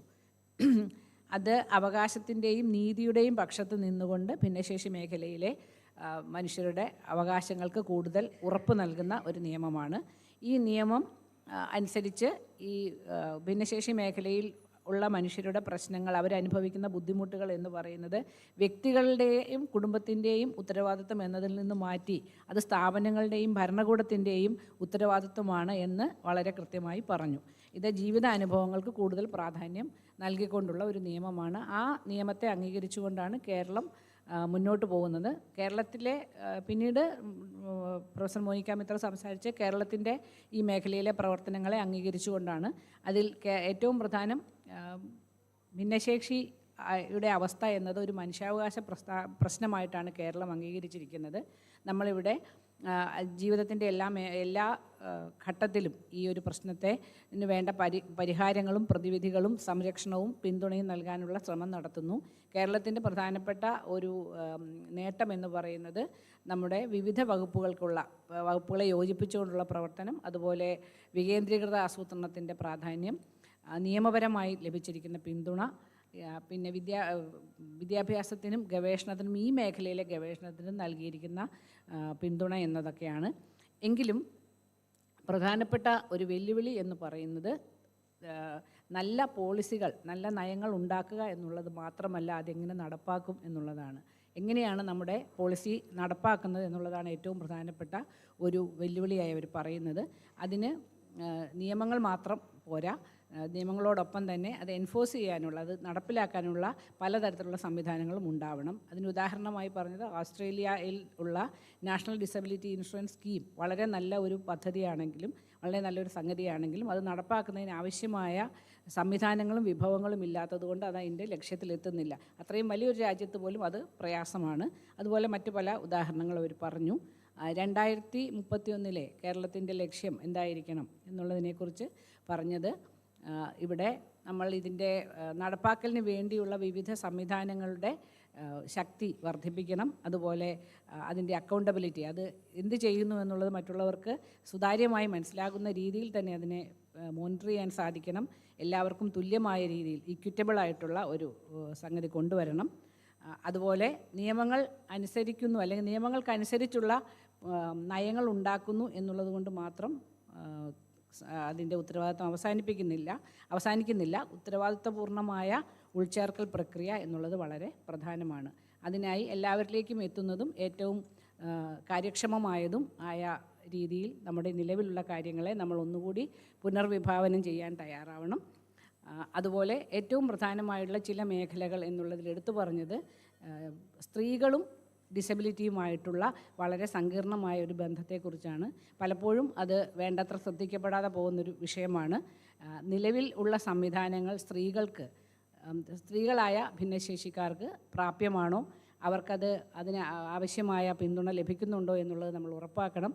അതുപോലെ police, medical രംഗത്തുള്ളവർ, ഇങ്ങനെയുള്ളവർക്ക് ഈ പ്രശ്നങ്ങൾ, പ്രത്യേകിച്ച് മാനസികമായ പലതരത്തിലുള്ള വൈഷമ്യങ്ങൾ അനുഭവിക്കുന്ന ആൾക്കാർക്ക്, അല്ലെങ്കിൽ അത്തരത്തിലുള്ള ബൗദ്ധിക വെല്ലുവിളികൾ നേരിടുന്നവർക്കായി ആശയവിനിമയം നടത്താനുള്ള സംവിധാനം, അതിനുള്ള പരിശീലനം പോലീസിനും മറ്റുള്ളവർക്കും ലഭിക്കുന്നുണ്ടോ എന്നുള്ള ഉറപ്പുവരുത്തണം. കാരണം ലോകത്തിൽ ഏറ്റവും അധികം ലൈംഗിക അതിക്രമങ്ങൾ നേരിടുന്നത് ഭിന്നശേഷിക്കാരായ സ്ത്രീകളാണ്. പലപ്പോഴും അത് അവർക്ക് പുറത്തു പറയാൻ പോലും സാധിക്കാറില്ല. അതുപോലെ അവരുടെ പ്രജനന അവകാശങ്ങൾ, അതായത് അവരുടെ ഗർഭധാരണം പോലെയുള്ള കാര്യങ്ങൾ, പ്രസവം പോലെയുള്ള കാര്യങ്ങളിൽ അവർക്ക് വേണ്ടത്ര നീതി ലഭിക്കുന്നുണ്ടോ, സംവിധാനങ്ങൾ ലഭിക്കുന്നുണ്ടോ, പിന്തുണ ലഭിക്കുന്നുണ്ടോ എന്നുള്ളത് ഉറപ്പുവരുത്തണം. എല്ലാ തരത്തിലുമുള്ള വൈദ്യസഹായവും ലഭിക്കുന്നുണ്ടോ എന്നുള്ളത് ഉറപ്പുവരുത്തണം. അപ്പോൾ അങ്ങനെ ആ രീതിയിൽ ഉൾച്ചേർക്കൽ എന്ന് പറയുന്നത് അടിസ്ഥാനമായി സ്വീകരിച്ചുകൊണ്ടുള്ള ഒരു സംഗതിയായിരിക്കണം നമ്മുടെ എല്ലാ പ്രവർത്തനങ്ങളും ഉണ്ടാവേണ്ടത് എന്നുള്ളതാണ് ഏറ്റവും പ്രധാനമായി പ്രൊഫസർ മോനിക്ക മിത്ര പറഞ്ഞത്. Our next speaker is Sri G. Vijayaraghavan. He was part of the planning in the planning board for the disability sector. I invite Sri G. Vijayaraghavan to speak.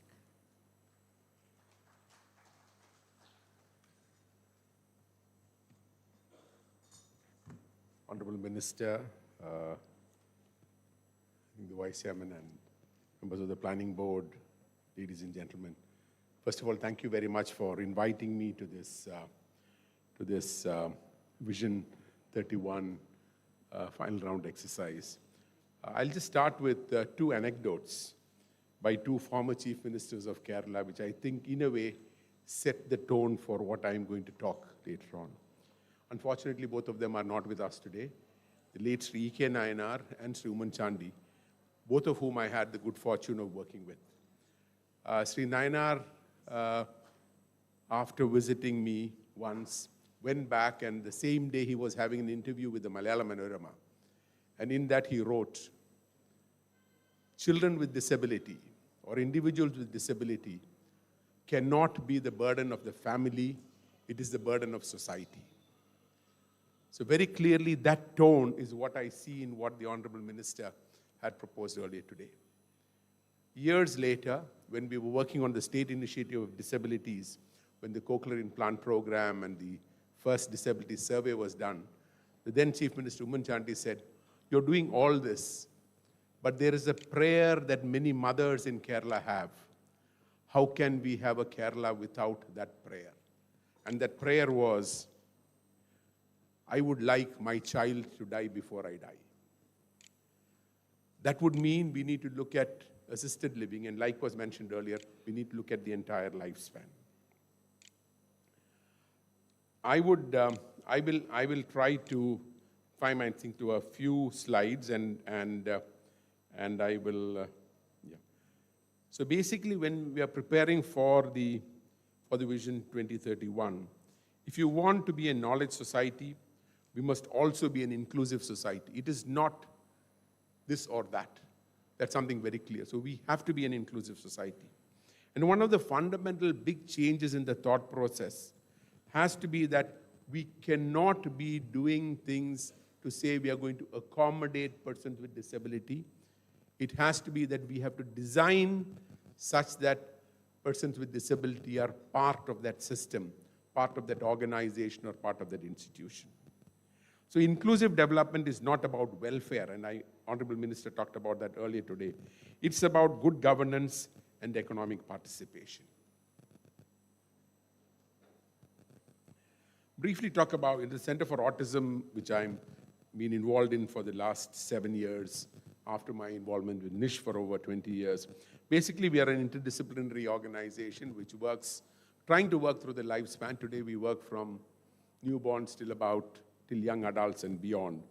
And we're looking at a model for parents to look at assisted living for the children. Not going to take too much time on that. But let me begin with a real story. A 4-year-old child who comes to Keda with the parent. For the last 3 years or so, the parent has been running from therapist to therapist. The parent has been looking at seeing various doctors, coming back. And then they land up with us. But over an 8-year period, not 1 or 2 years, it's an 8-year period, the child today is able to be, to a great extent, being self-reliant. Okay? So what that really looks about is that when we do a full day, we do a full day program, we get the child to try to become as self-reliant as possible. But the parents still ask one question: what will happen to him after we are gone? And I think that question is the heart of inclusive development that we talk about. Why do we talk about, when you talk about it, disability is not a marginal issue. If we include families, nearly 1/4 of the population of Kerala is either directly or indirectly impacted because of somebody whom they know, who is related, who is on the sector. Even from a political point of view, you should look at it to see that 25% of the 1/4 of the population is either directly or indirectly involved. And that means that to actually have an inclusive Kerala, we need to have a Kerala which is more productive, which means you're not missing out on productivity because a parent can't go to work or a person with disability cannot work. Talking of a more stable and a more humane kind of an attitude to what we do. Kerala has many strengths. In fact, the strong public systems, the good awareness, several schemes and institutions. In fact, if you look at it nationally, we are probably one of the best, or we are the best. If you compare it with even, like the state from where Ika comes, which I was just telling you, probably the best place that I have seen where they look after a person with disability is Massachusetts. And the systems there are good. We also have many which are near that. Except, of course, we don't take care of the full lifespan. But when you look at this, you talk about the gaps, I would say there is still delayed diagnosis. That's not a problem of the government. That's a problem with society. There are parents who are even today reluctant to say that they have a child who is autistic.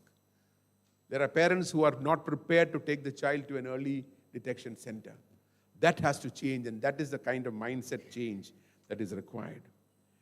The second part is schooling. We talk of all the schools, every district or most areas in every city you have resource centers.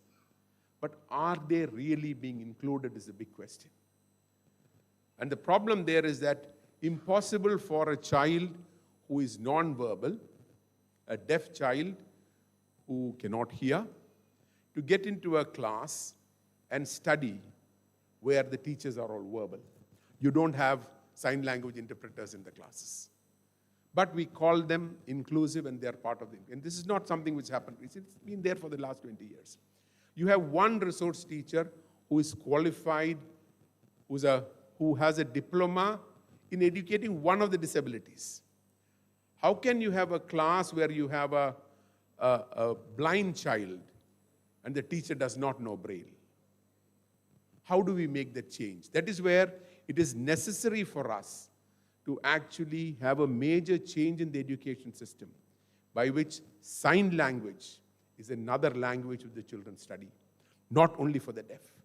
Braille is another way of communicating which every child studies, not only the blind. That's not easy, but it is doable, and for a state like Kerala, definitely it can be doable.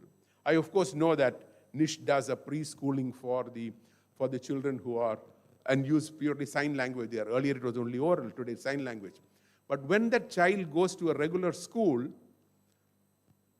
with integration, today you're going to find that the child is going to be lost there. So those are things we will need to look at. The other one is skill programs.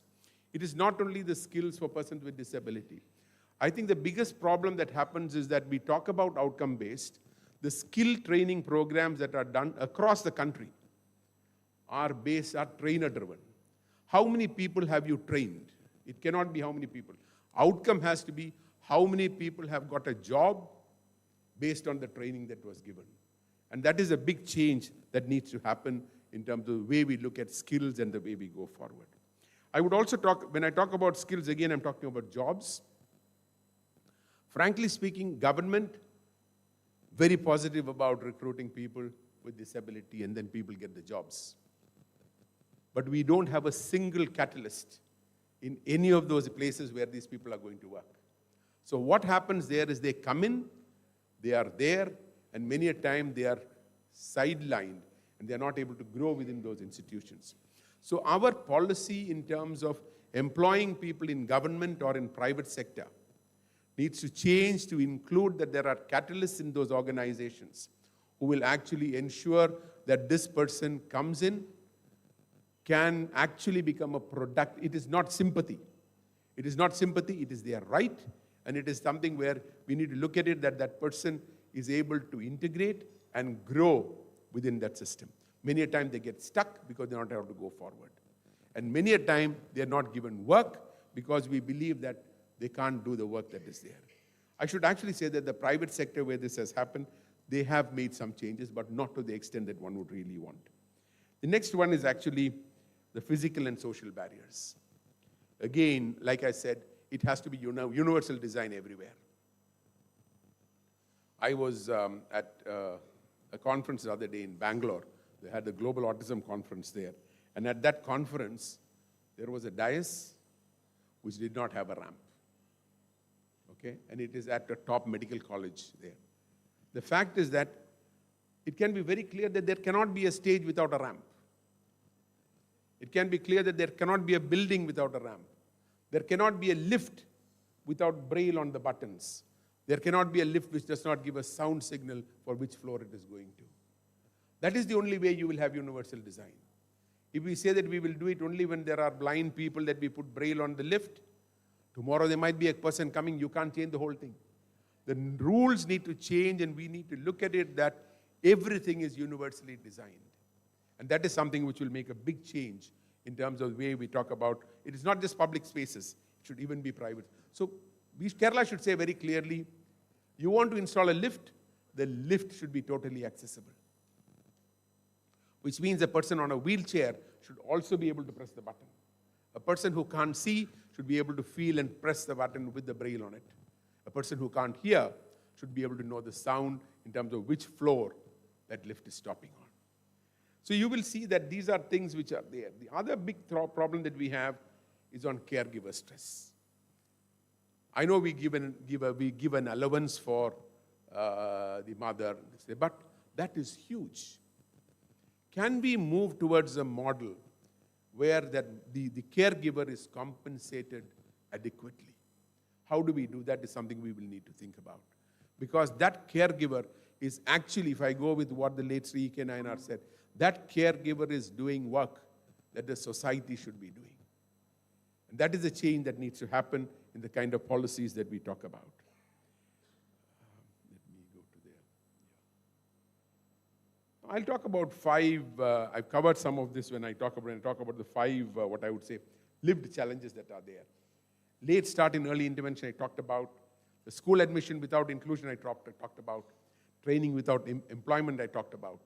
Mobility and access barriers, I talked about. And the exhaust. Like mobility, the government should very clearly say, no footpath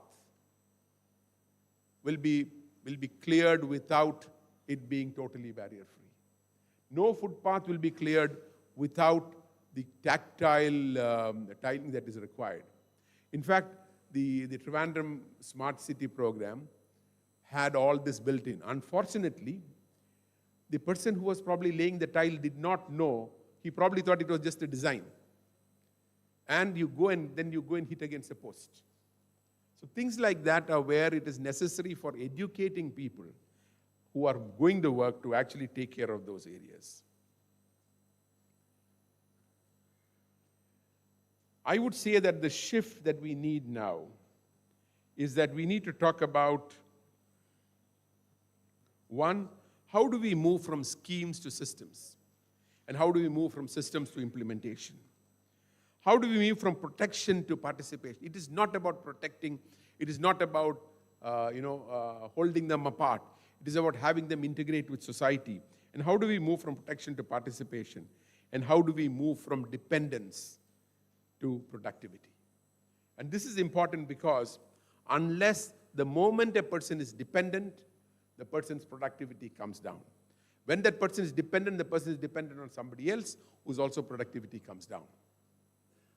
If the state has to get the best out of its human resources, it is necessary to make people as independent as possible so that their dependency on others come down. This is a big change that we need. Some of it is happening, but we will probably need to do more. Like I said at the beginning, Kerala is the best state in the country in terms of the kind of work we do with people with disabilities. But we should not be comparing with other states. We should actually be comparing with some of the best in the world and see how we can be better than the best. I would say we need to look at 6 flagship moves from 26 to 31. What I would say a district disability pathway, where you're talking of in each district, we will have initiatives in that area, and early intervention guarantee. I'm talking of a guarantee. inclusive education reform, skills to jobs mission, accessible Kerala program, and a caregiver support network. These are not 6 new schemes. They are 6 schemes which we already have, which actually need reforms.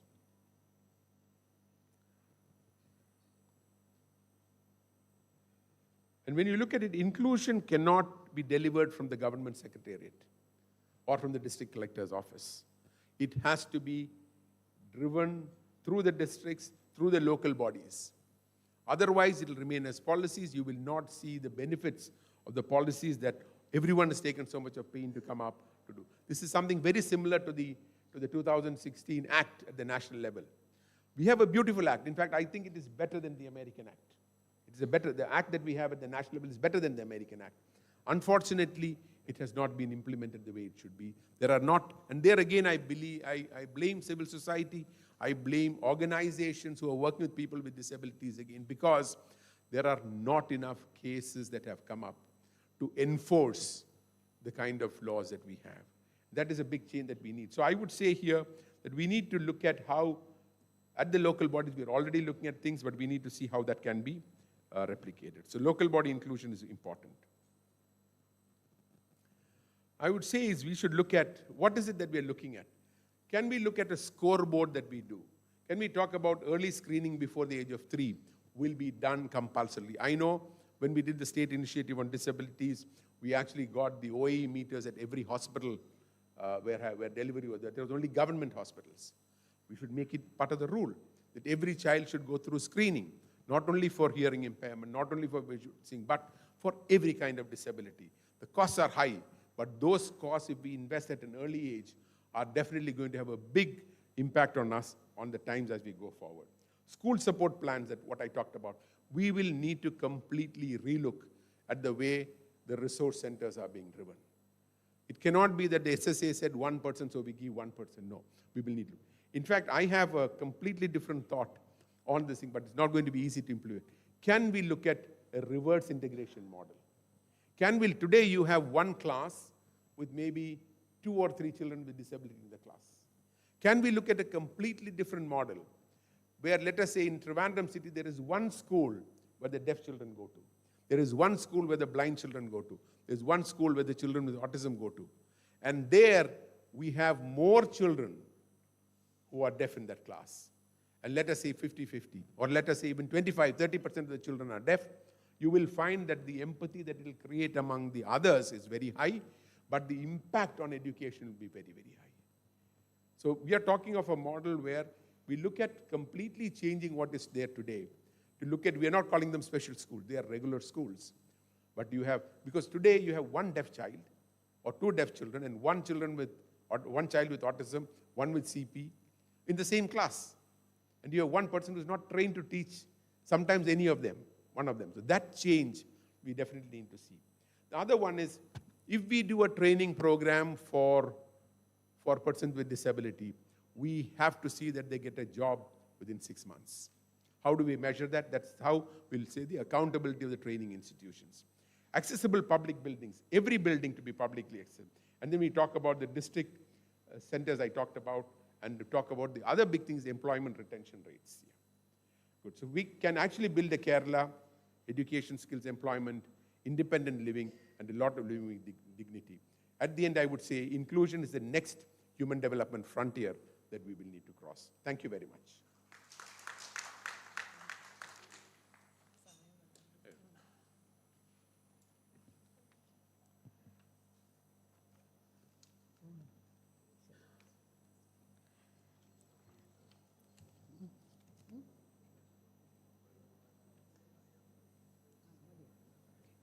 So I'm inviting the next speaker, Srimati Vaishnavi Jayakumar.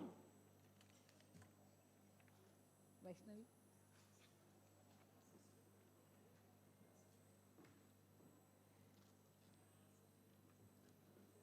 Where's my presentation?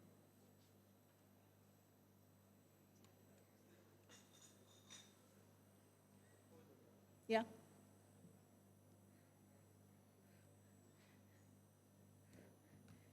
I don't really have a PowerPoint presentation. No, first slide. First slide. Yeah. Yeah. Hi, this is Vaishnavi, and I'm going to be speaking about things that the Kerala government and the state of Kerala needs to do to ensure freedom for disabled people. And by freedom, I mean freedom of movement. That's something which there's a lot of scope for improvement.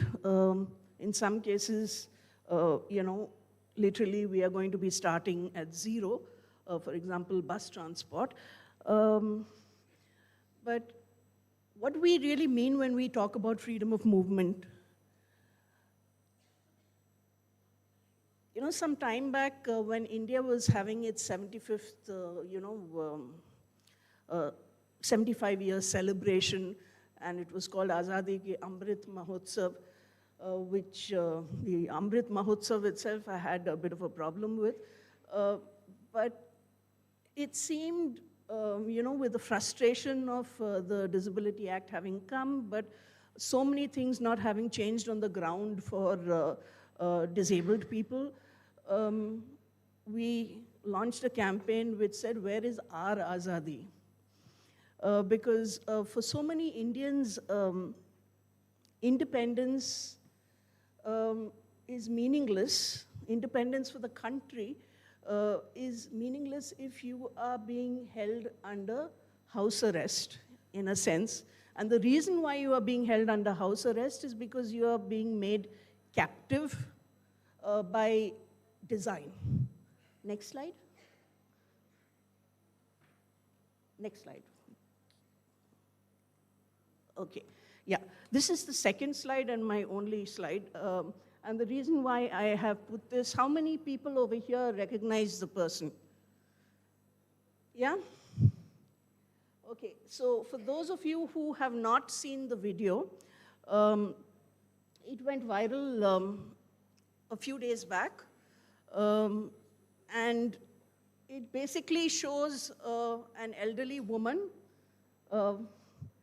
in Kozhikode, and she is blocking a scooter driver who is trying to get past the busy traffic by traveling on the pavement. And if you see the video, it is such a delight to see because she is unfazed, He is arguing with her and, he even tries with his two-wheeler to, kind of bypass her. And she just sticks out her leg like that and prevents him from doing that. And then she casually removes her phone when he's still arguing, and she's, gesticulating. You can see him. She's literally in a defense position, preventing this gentleman from, misusing the footpath. And at one point of time, she just removes her phone and is telling him that, look, if you're not going to behave, I'm going to, kind of take a photograph of your license number. And finally, after a good 3 to 4 minutes, he backs down and he goes back. And then she just continues walking. And then she looks up and sees that somebody has been, kind of taking a video of this entire incident, and she smiles bashfully and also, like, what are you doing? I mean, this is the way things are, what to do. Everybody was, kind of totally enamored.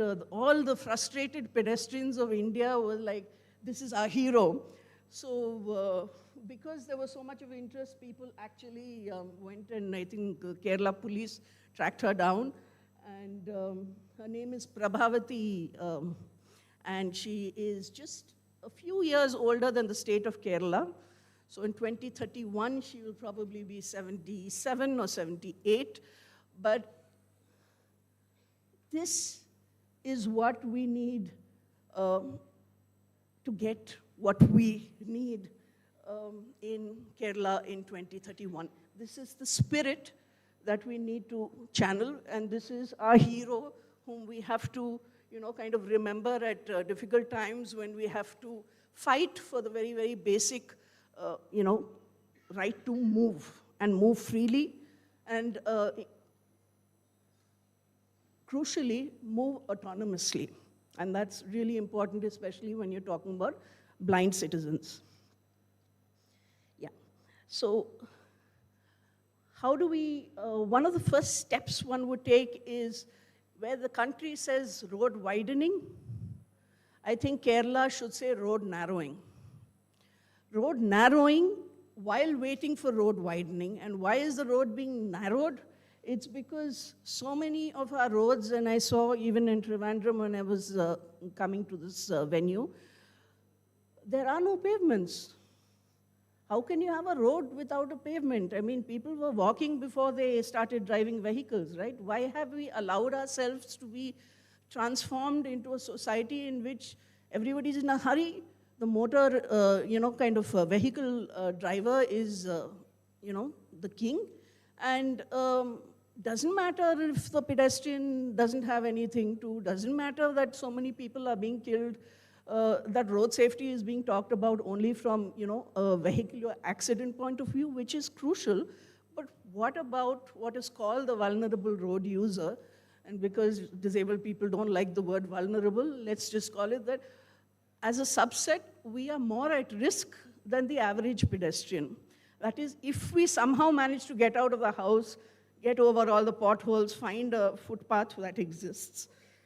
So the time has come for us to say, okay, you want to have your infrastructure, have it. But remember, footpaths before flyovers, footpaths first, and non-motorized transport like bikes, etc., before motorized transport. So that means that, if you have a flyover, fine, go ahead and have it, but don't just assume that a flyover does not need to have any kind of space or refuge, in case of someone needing to get out. Even a road has a shoulder, why shouldn't a flyover have space? And secondly, the flyovers, while they are coming, while you are road widening and buying land and whatnot, at that point of time, the Indian Road Congress requires 2 meters for a pedestrian footpath. Now, that's going to be a bit of a challenge because some of our roads are really narrow. But the point is that we need at least 1 meter of free space without any obstacles in our way, whether it is a tree, whether it is a light pole, whether it is a traffic signal, just to move. And that is the barest minimum. And if that means that, traffic is going to pile up, let it pile up. And that brings me to the second problem. The vision document, in fact, suggests that one of the things that happened during COVID, and this is not unique to Kerala alone, is that because of COVID, there was a spike in procurement of two-wheelers. So private vehicle owners, really jumped. And so as a result, people have stopped using buses.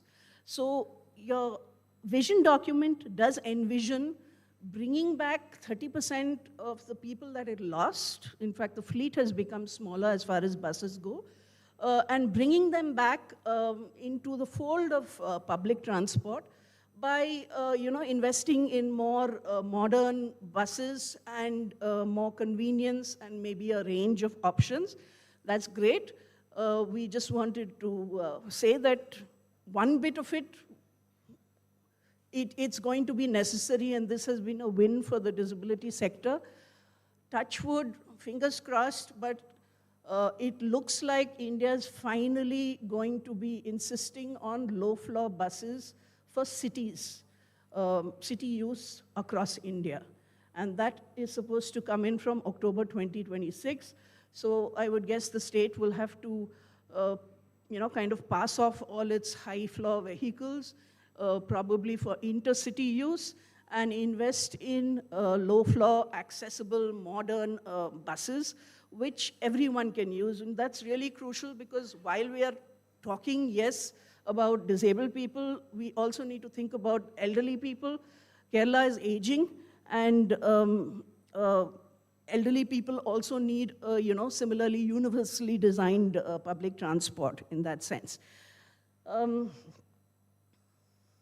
Yeah. In Tamil Nadu, we had this huge fight about low-floor buses. It was mostly started by my colleague Rajiv, and it was started in 2005. And despite court orders, etc., things did not, kind of work out until 2022, where further court interventions, etc. After a big battle, finally the first few low-floor buses arrived in Chennai. And till then, my friend and colleague Satish, who is a wheelchair user, had never traveled on a bus.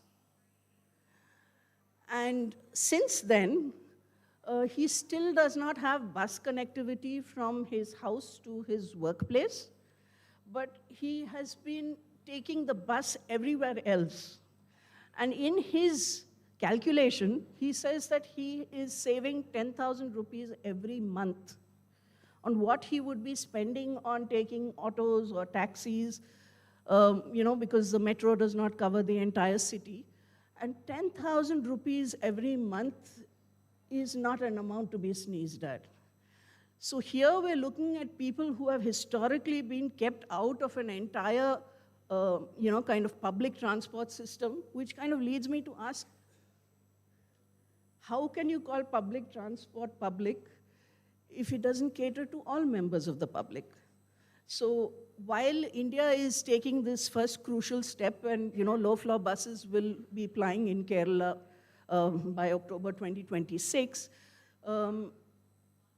that also leaves what do you do about intercity bus transport. And there perhaps you could look at what we have recommended, which is BRT-style boarding platforms, higher level boarding platforms, because there's not as much stress for intercity bus, which goes from point to point. There's not that much traffic when you are boarding. It's mostly at a terminus. And you can still get on to the bus, even if it is high floor, because your boarding platform is higher. It's something that we really need to work out, but there is scope for it. And I think we have to look at solutions like that, including, if need be, a wheelchair lift in a bus, but only for long-distance transport, not in the city. That's a terrible idea. Yeah. Essentially, coming back to just movement on the road, in addition to footpath access, there are, and I'm not blaming two-wheeler drivers here, but you would have seen a lot of spikes on the road, which are called bollards. And the reason why they exist, the reason why a bollard even came into being, is to protect a pedestrian. So let's say I'm walking on the pavement, and a pavement exists. And an out-of-control two-wheeler, or let's say an out-of-control car comes and crashes and jumps onto the pavement and hits me, okay? And I die. To prevent such a situation, you have bollards which are meant to protect your pedestrians, and those are very specific crash-proof bollards to prevent vulnerable road users. In India, what the bollard has been made into, or has been corrupted into, is a means to prevent encroachment on a footpath by vehicles, by parking, and by the two-wheeler who is riding on the pavement instead of the road. The problem with that is that when you make the bollards and you plant them in a way in which it is so close to each other that a two-wheeler cannot go through, the wheelchair user can't go through either.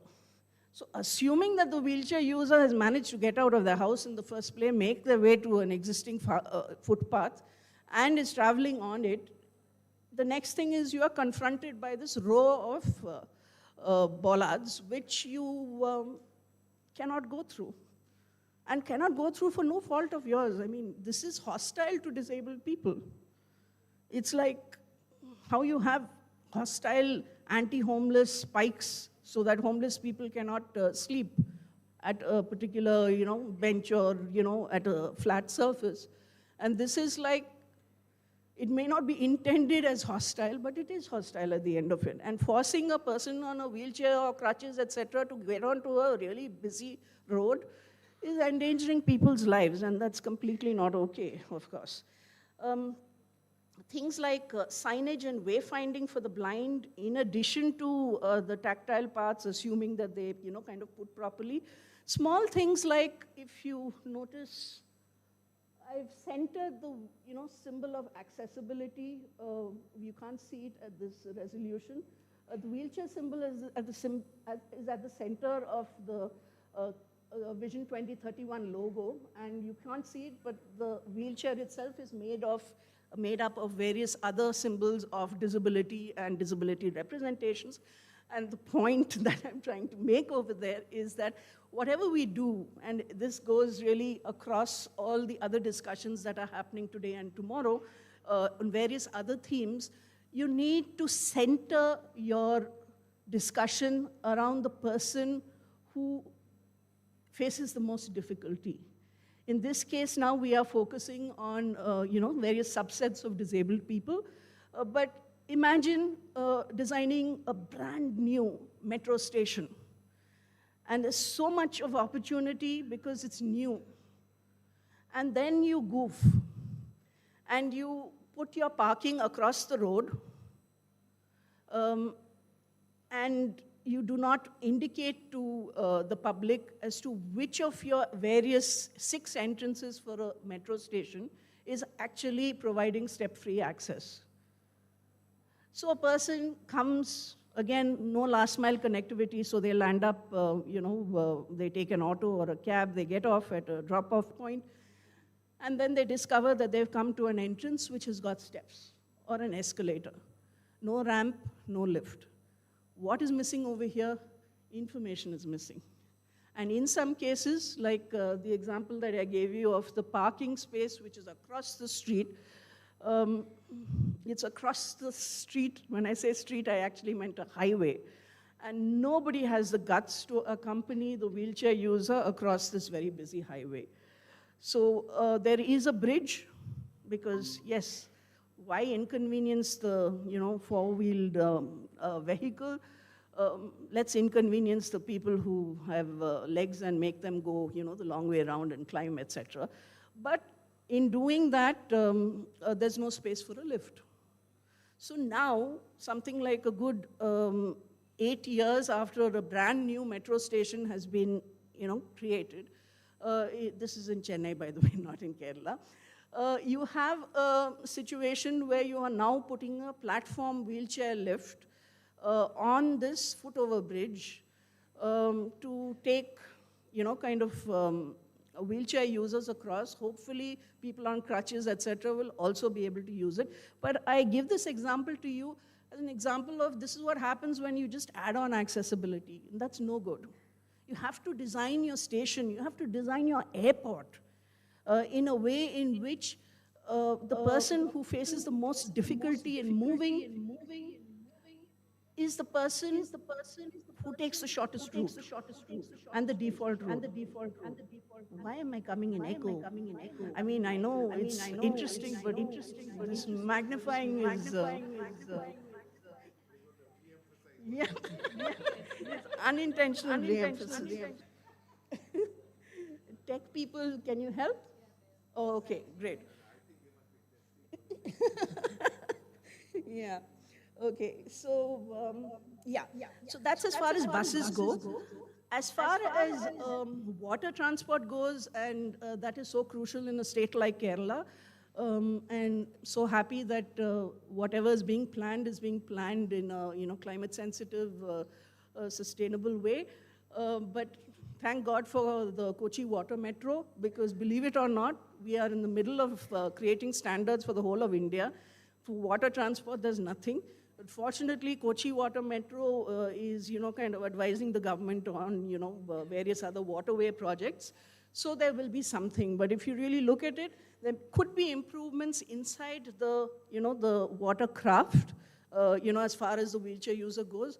But the absolute access and the ease of access, you cannot beat it. And that brings me to, when you're talking about, sustainable public transport, what it really means for a subset of wheelchair users and people who have never used public transport because it is impossible, people with reduced mobility, what that really means is level boarding, right? And one of our slogans at one point of time is that level boarding is the way in which you get a level playing field. And that is so true because, of course, movement is so important and crucial to getting to your, education space, to your workplace, for recreation, everywhere, really. This is your starting point, and if that isn't there, then what is? So, Kochi Water Metro, you're on track over there. Railways is difficult, and I say this politely.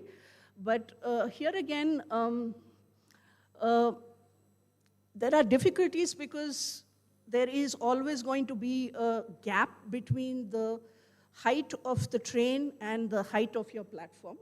Yeah, lining up.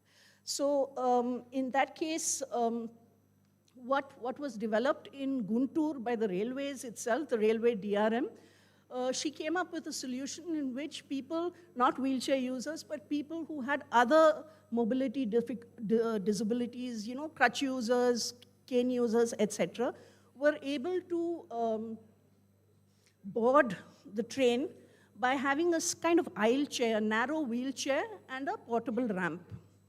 Now that, unfortunately, the railways had an opportunity to implement this all across India, but it didn't. But in Kerala, from the last 1 year or so, both the Palghat and the Trivandrum railway divisions, in select stations, in partnership with an NGO from Tamil Nadu, strangely, have provided this mixture of a transport chair to board the train, and the portable ramp is available at a lot of the stations, so you need to roll it out more. Let's not forget rural India, and coming up with some kind of solutions for rural India. We had proposed something called a trolley bus, which is like a tractor with a trailer, so that even if your roads are bad, etc., a person with mobility disability can still, get onto it. And there's no, kind of injury to the vehicle, etc., because of roads. Yeah. I'm going to skip this entire section that I had on infrastructure gaps and the right to life in a crisis, because we are running short of time. But I just wanted to remind you that another colleague had written an article on the budget, and the word that she used was, access is a beginning and not the destination. And I'd like to, kind of paraphrase that as, accessibility is a beginning and not the destination. And unless we fix this, nothing else downstream is going to work. And it's not just the infrastructure, which is why I said substantive freedom of movement. There's also a kind of mindset which we really need to focus on. And at that point of time, I want you to remember Prabhavati Amachi and her spirit of not just safeguarding whatever little infrastructure we have, but also of pushing for the infrastructure that we need. And what is the indicator that I would use for this? I'm thinking of a little girl who's disabled.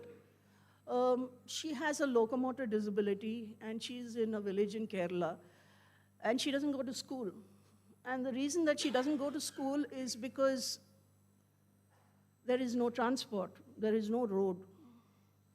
And therefore, she is one of the people under home-based education in the country. And not home-based education out of choice, but home-based education because she has no choice. And in 2031, I would like to think of a Kerala in which that child is able to move to a school, and if at that point of time she doesn't like the school, or, the school isn't a great fit, or, she just prefers otherwise to have home-based education, then that is hers as a choice. Freedom of movement is also a choice, but then you have to have the basics in place for that.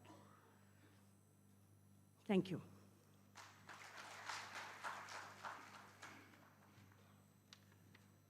Thank you, Vaishnavi. Our next speaker is joining us online, and she is Meenakshi Balasubramanian.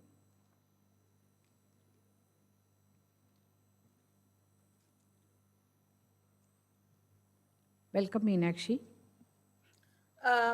Thank you. I'm just sharing my screen. Can you hear me? Can you hear me? Okay, thank you. Yes, we can hear you. I'm presenting as a person with disability who has experienced marginalization and discrimination all my life, and also having worked in the disability movement, I have understood and experienced the various gaps between the commitment, the promises, and what we expect and what is happening and what we experience on ground.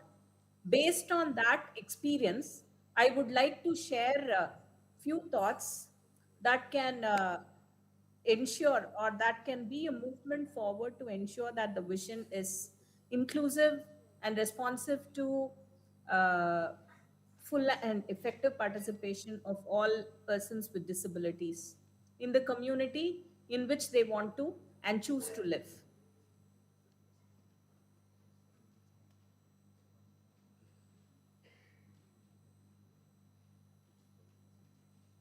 So for that, I would like to give a small understanding about who are we, persons with disabilities. So we are people like anybody else, but because of our impairment and in interaction with the barriers and lack of support services, we experience restriction in participation on an equal basis with others. So the barriers could be infrastructural barriers, services barriers, like Vaishnavi was talking about how transports can impact participation or non-participation of a person with disability, communication barriers, and other types of barriers in terms of lack of availability of services, including support services that we need on a daily basis to participate on an equal basis with others.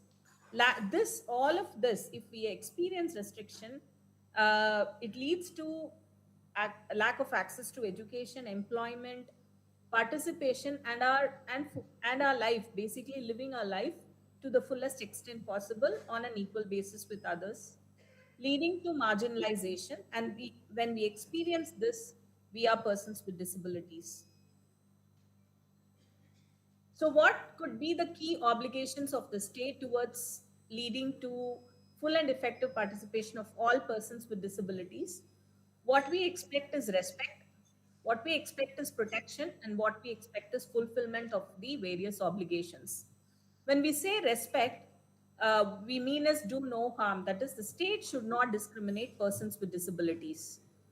How do they discriminate? By having policies, programs, and laws which doesn't allow us to participate on an equal basis with others.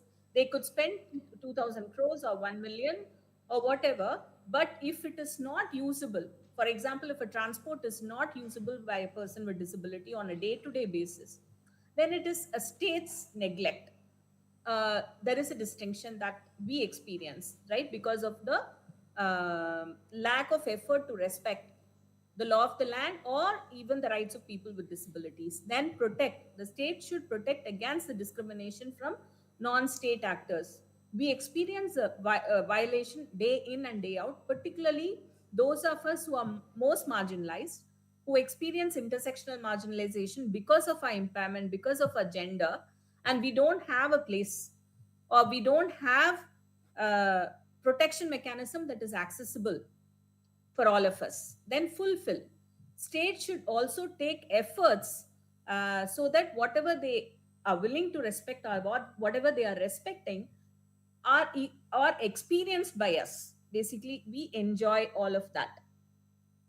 So the role of so what do we mean by fulfill? So just to elaborate on that, from exclusion to inclusion, the state has the responsibility to remove barriers, ensure universal design, ensure support services, including assistive devices, rehabilitation services, and ensuring that we have access to social protection programs.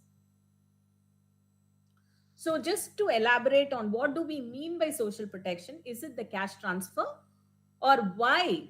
So the social protection ILO 202 has clarified that it should lead to participation of any individual. But is our social protection allowing us to participate?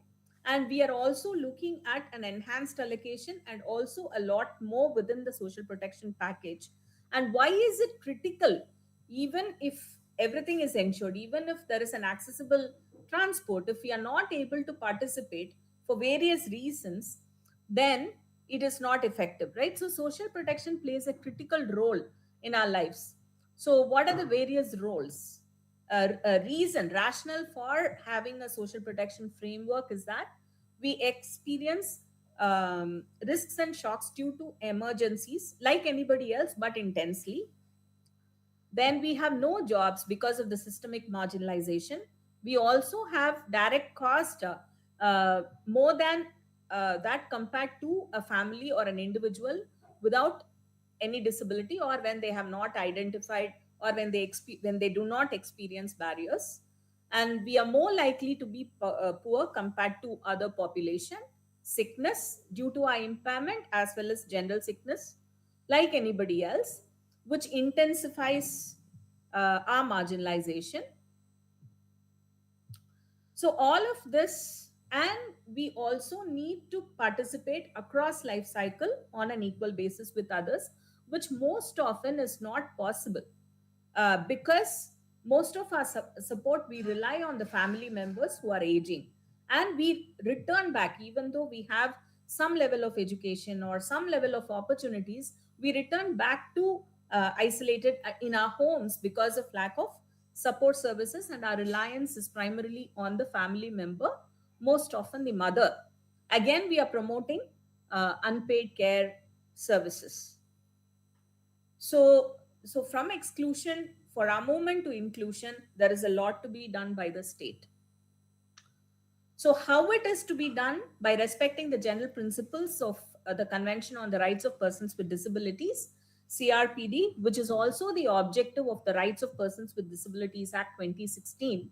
I would like to read few of them, which is critical, which is non-discrimination, accessibility, equality of opportunity, respect for differences and acceptance of persons with disabilities as part of human diversity, ensuring full and effective participation and inclusion in the community, ensuring equality between men and women, and respecting the evolving capacity of children with disabilities. And they have the experience as persons with disabilities and are able to choose their identities. And the key towards it is respecting our inherent dignity, which is often denied every day. In all the activities that we want, we are doing so that we can participate in the community, basically to do our basic activities such as accessing healthcare, accessing employment, a workplace, or accessing education. We have to compromise our dignity on a day-to-day basis, and we lack choices. So that's why the general principle is respect for inherent dignity, individual autonomy, including freedom to make one's own choices and independence. So what are the obligations of the state towards this is that, again, do no harm. So to adopt all laws, policies, and administrative process towards implementing whatever has been committed for, undertake research and development to ensure universal design, goods and services and infrastructure. Maybe when we talk about infrastructure, it is always an afterthought.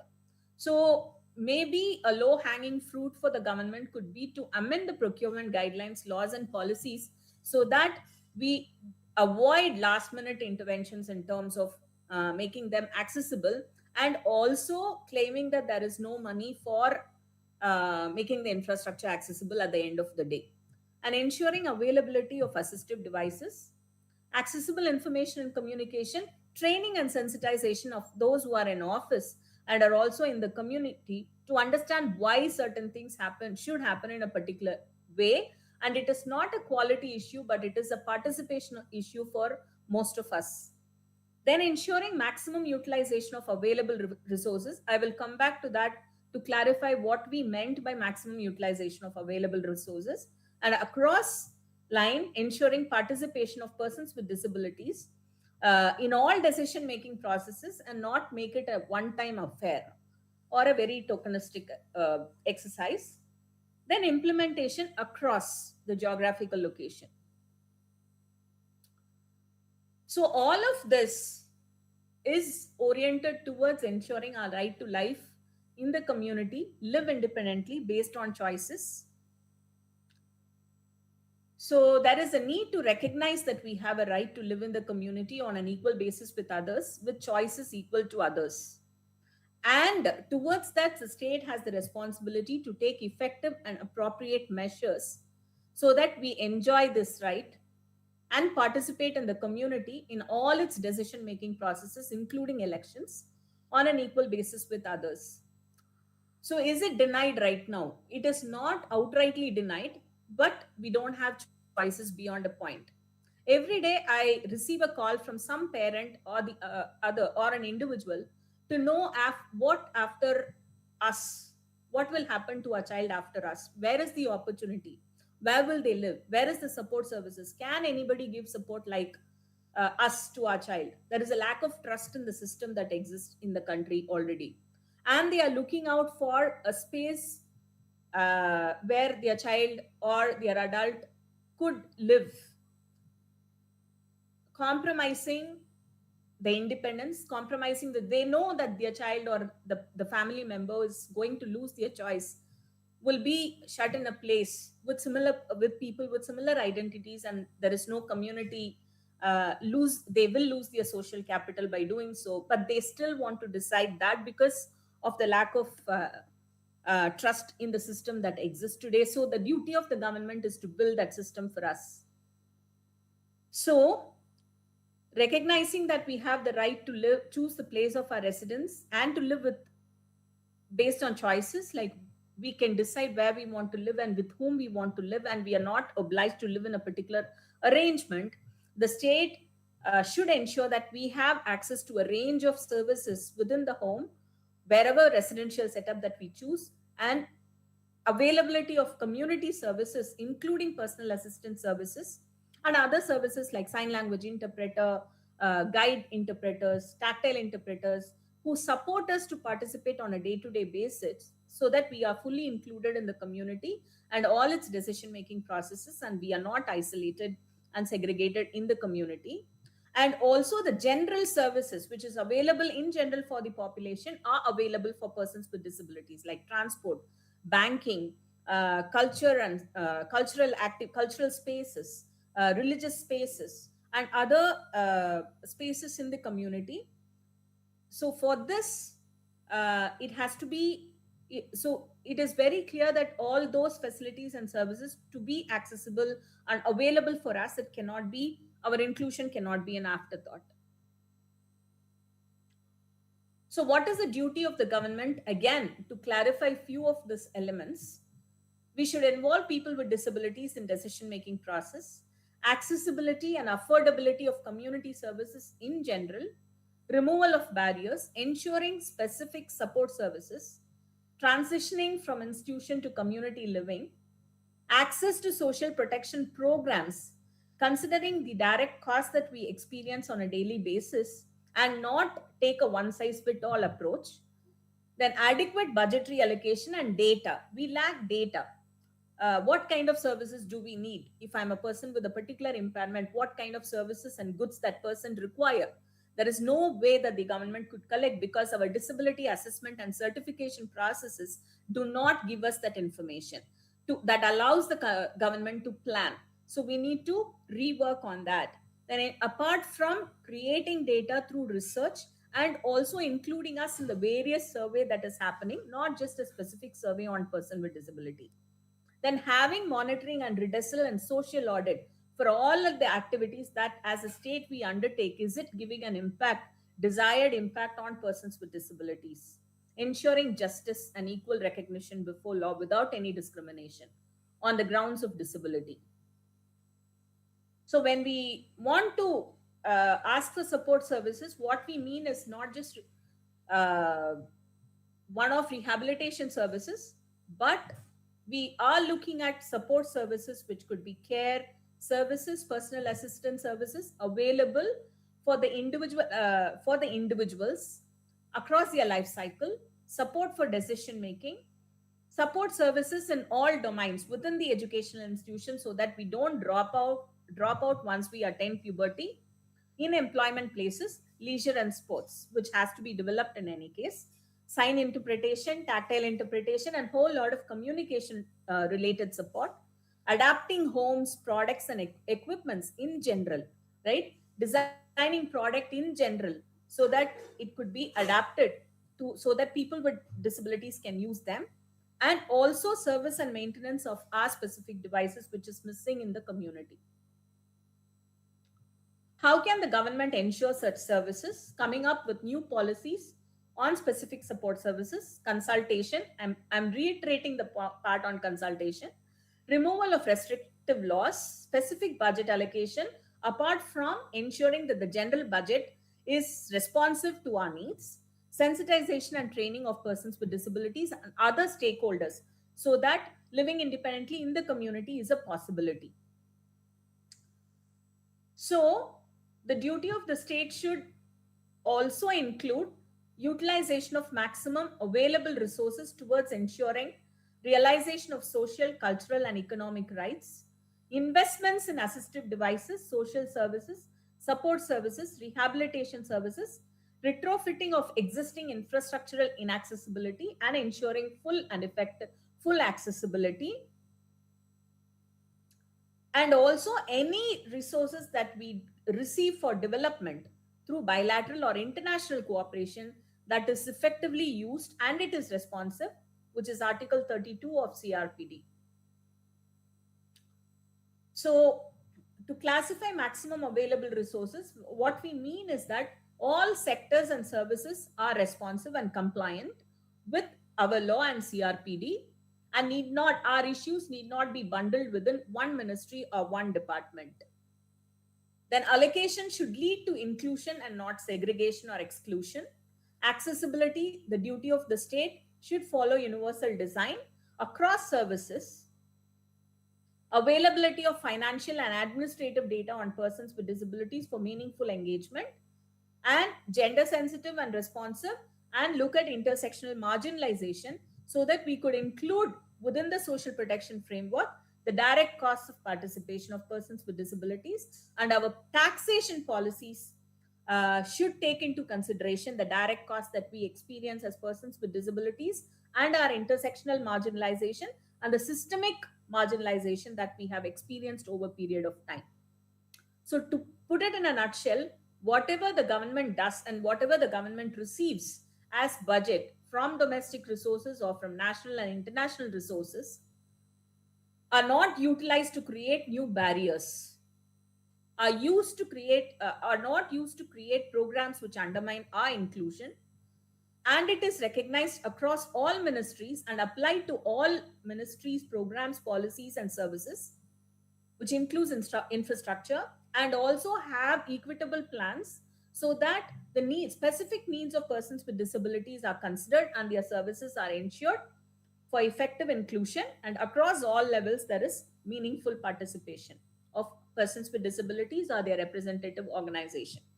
So some decisions that could be possible is that when something is deliberately against the rights of persons with disabilities, even it is fully funded, to do away with that and use that fundings for something which is compliant with CRPD or something which people with disabilities feel it's on the right track but requires some modification.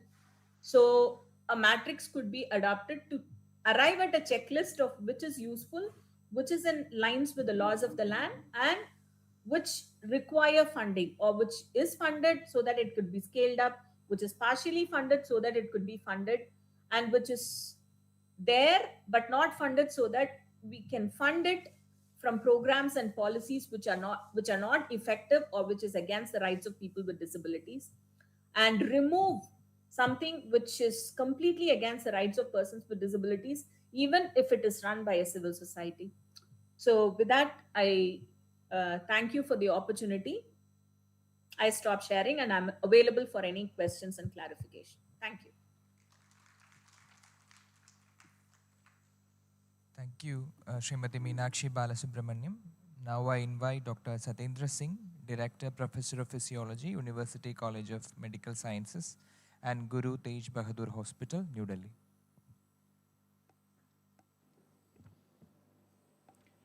Good afternoon, everyone.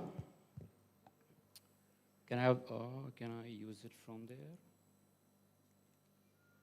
Right, so I'm a medical doctor with a disability, so I would restrict my inputs to disability inclusive health systems because that is a key area which has not been discussed till now.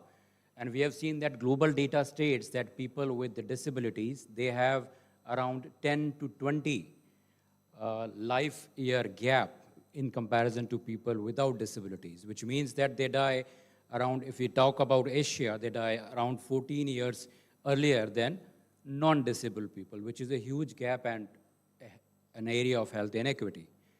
So I would be giving a reference of this missing billion inclusive health systems framework. Specifically, this is for the Kerala State Planning Board officials as well as the officials from the Department of Social Justice, because this will give you a system level assessment of the current state of the Kerala government pertaining to disability inclusive health.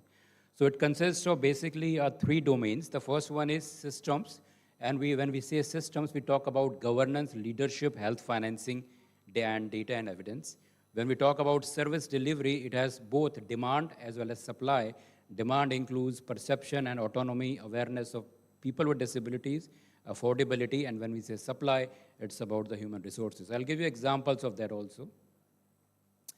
The first one on the screen is about governance. It's a busy slide, but please don't get bogged down by this. Basically, it gives you an indicator, definition, and information required. This is largely for various countries, and this checklist has been used in different countries. This can be used for states as well, for example, Kerala. The first thing is whether you have ratified the CRPD convention, which Meenakshi talked about very recently. The thing shouldn't end only with the ratification of the convention, because India has ratified, we have a new disability legislation also, but it is also the responsibility of the Kerala state to ratify and change all of its rights and policies based on CRPD. So then you have to need to answer that, have you done that? The answer is that let's talk about the Kerala state policy on disability. Have we changed that on the basis of CRPD? As I was searching it, I got to know that I think the state policy on disability was last made in 2013. Since then, we have the new act as well as new rules, but it needs to be aligned with that. So when we are talking about 2031, before that we need to have the state policy on disability at Kerala in 2026 itself, and this is the right platform for that because it's an inclusive stakeholder consultation. The second example, if I can give you, is that most of the rules in the Kerala State Rights of Persons with Disability Rules 2020 are largely copied from the central rules. Now, disability and health both are state subjects. Kerala can go over and above that. You don't have to restrict to the minimum. If I give you an example, within the rules, every state needs to have a state committee for research on disability. Now, who are the ideal person to do that kind of a research? A medical doctor, they deal with research all the time, and a doctor with a disability, with the lived experiences. Barring the state of Delhi and the Jammu and Kashmir, none of the states in India in this state committee for research disability have included doctors with disabilities. Since I was part of that committee, we made it in the disability state rules. So definitely this is an area where we can plug the gap and bring in more of the lived experience of disabilities. Moreover, now we have 21 disabilities from 14. isn't it? But do 21. Earlier it was 14, now it's 21. But the thing is that with seven more disabilities being added to the disabilities, do we still have a directorate or we still have a department? With so many disabilities and newer disabilities, the state of Kerala needs to have a separate independent department and they shouldn't be dependent on a directorate. Because directorate is dealing with, beggary, they are dealing with transgender welfare, they are dealing with elderly people also. But who would talk about people with deaf blindness, who are part of newer disabilities, multiple sclerosis, complex disabilities? So that's an area where I think Kerala can lead as well. The second part is that people with disability, they have 5 times more chances of getting high blood pressure as well as, diabetes. India is the diabetic capital of the world. So has we included these parameters in our state action plan or not? On the slide, there is an example of a best practice in governance. This is from the country of Australia, where they have a separate national roadmap for improving the health of people with intellectual disability. And it is not only about general basic care, it also includes a disaster preparedness example. So I think this is one of the best practice which the State Planning Board can take care of. The second domain is leadership. Now, who is dealing with disability inclusive health? Ideally, this is the specific domain of the Department of Health. But unfortunately, either at the central level or at the state level, what we see is that largely this part is segregated to the Social Justice Department. Now, we are not people who needs more of a charity. We need a right-based approach, right? So we need to have a specific nodal officer in the Department of Health for this. And I'll give you another example of a best practice is that of the COVID-19 Disability Advisory Group at the country level in Canada. When the COVID struck in India, you would remember that, there was an anti-WAG, being created. But there was no disabled person into that one. None of the briefing by ICMR or anti-WAG included sign language interpreters, which we have over here. So this is one of the best examples where people with disabilities were part of the national level consultation. The third thing is health financing. We need to have specific budgetary allocation in our state budget. Do we have that? Do we ever consider the budgetary requirements needed for reasonable accommodation?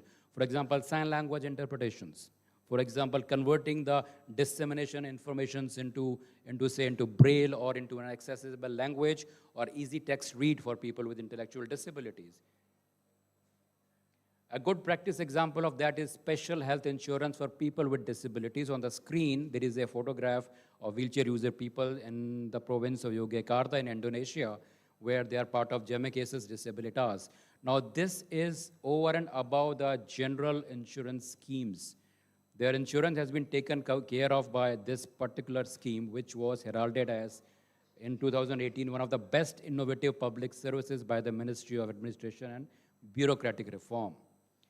The next one is data and evidence. Until and unless we have data, we cannot change our policies. But when we are talking about data, it needs to be matured and it needs to be have a high quality. The answer is that, from where you are gathering this data.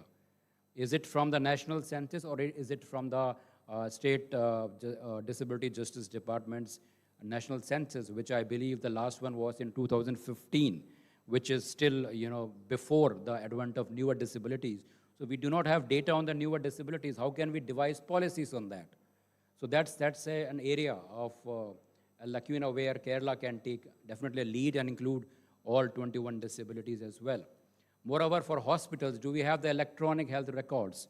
Still, it is not there. It is available in Western countries, but it is high time that for data we need to have EHRs, electronic health records. A good practice is seen in United Kingdom, where they have a learning disabilities mortality review. So any person with learning disability who dies, there is a separate information, detailed death audit on that person, that what are the preventable things which could have saved the life of this person. So we need such type of mortality review, policies over here in Kerala as well. I talked about the systems part. The second is service delivery part.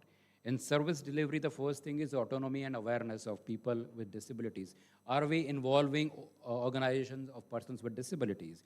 If you look at the RPD Act or the Kerala disability rules, there is already a provision that we have a state advisory board which must have people with disabilities. We have district level committees which must have people with disabilities.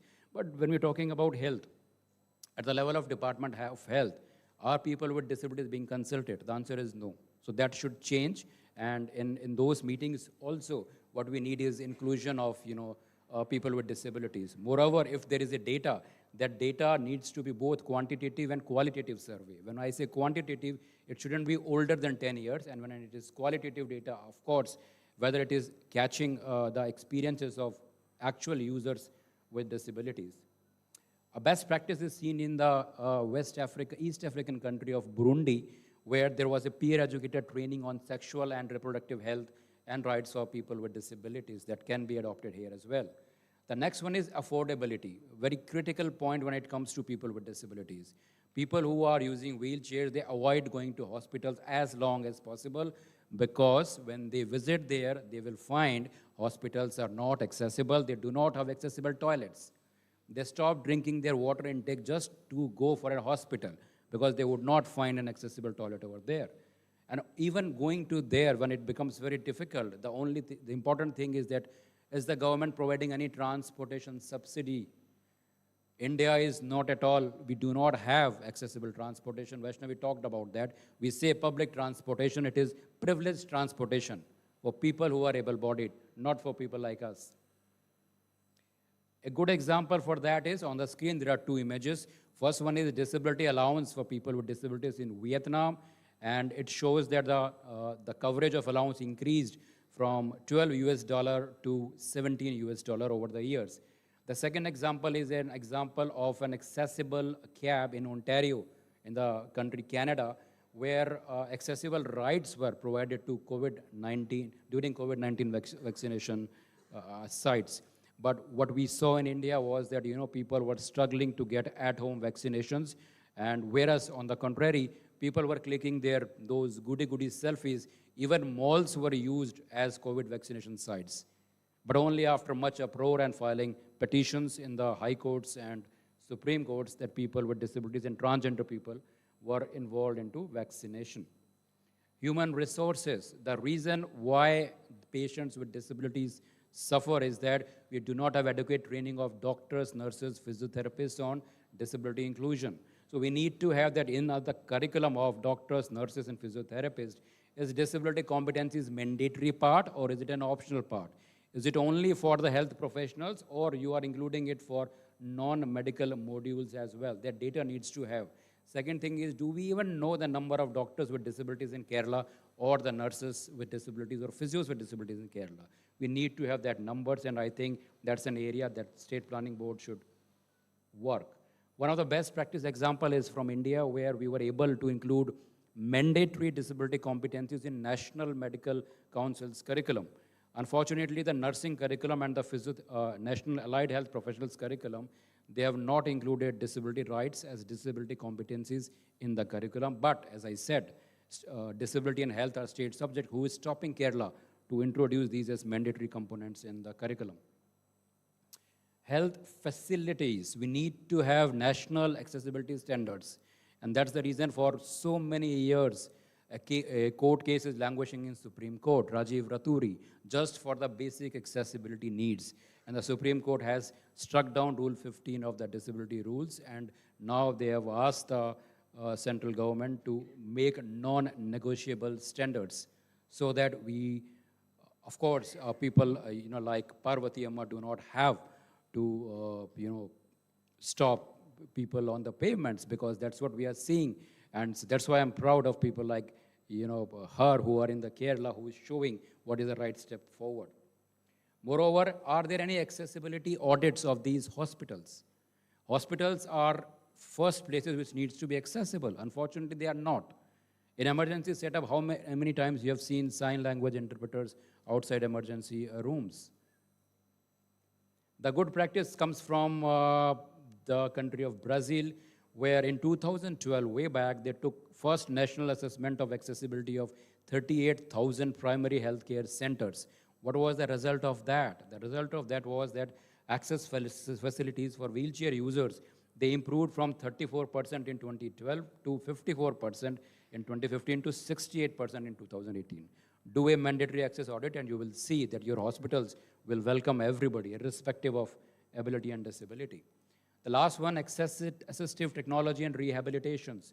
Do we have national assessment of assistive tech or rehab, STAR or RATA, done in the state of Kerala? How many we have quite a few physiotherapists over here. How many number of physiotherapists exist per 10 lakh population over here? For LMIC, the number needs to be 30. For high and middle countries, it is 300. But I think Kerala is doing well with 194 physiotherapists per 10 lakh population. So these were the mandatory things on this checklist which can be used, but there are few optional questions as well, which are very important, like what is the percentage of women with disabilities compared to women without disabilities who are satisfied with the method of contraception? Because we have seen that women with disabilities are often considered asexual in the hospital setup many a times, not being screened for cervical cancer or breast cancer. Similarly, the HIV coverage for children with disability, the DPT coverage and all. Finally, the last slide is about mortality. Do we have the data on the death per 10 lakh population compared to people with disabilities? So this is why it is important that the Kerala state should consider people with disability as a health disparity population, so that adequate policy changes can be made on that. Because I was looking at the Kerala state health policy on health policy. It came in 2015, way back before the RPD Act. So we have not yet, changed it again, aligned it with the UNCRPD. On the contrary, just 2 years ago, 2023, the Kerala had a public health, last slide. Kerala had a public health act which came in 2023. I was just searching the entire act, tried to find the word disability, I got 0 results. So this is definitely a wake-up call. The checklist is available. You can find the numbers and what needs to be done. We still have 5 years for 2031, but before that, we need to have a state policy on health as well as disability at Kerala. Thank you so much.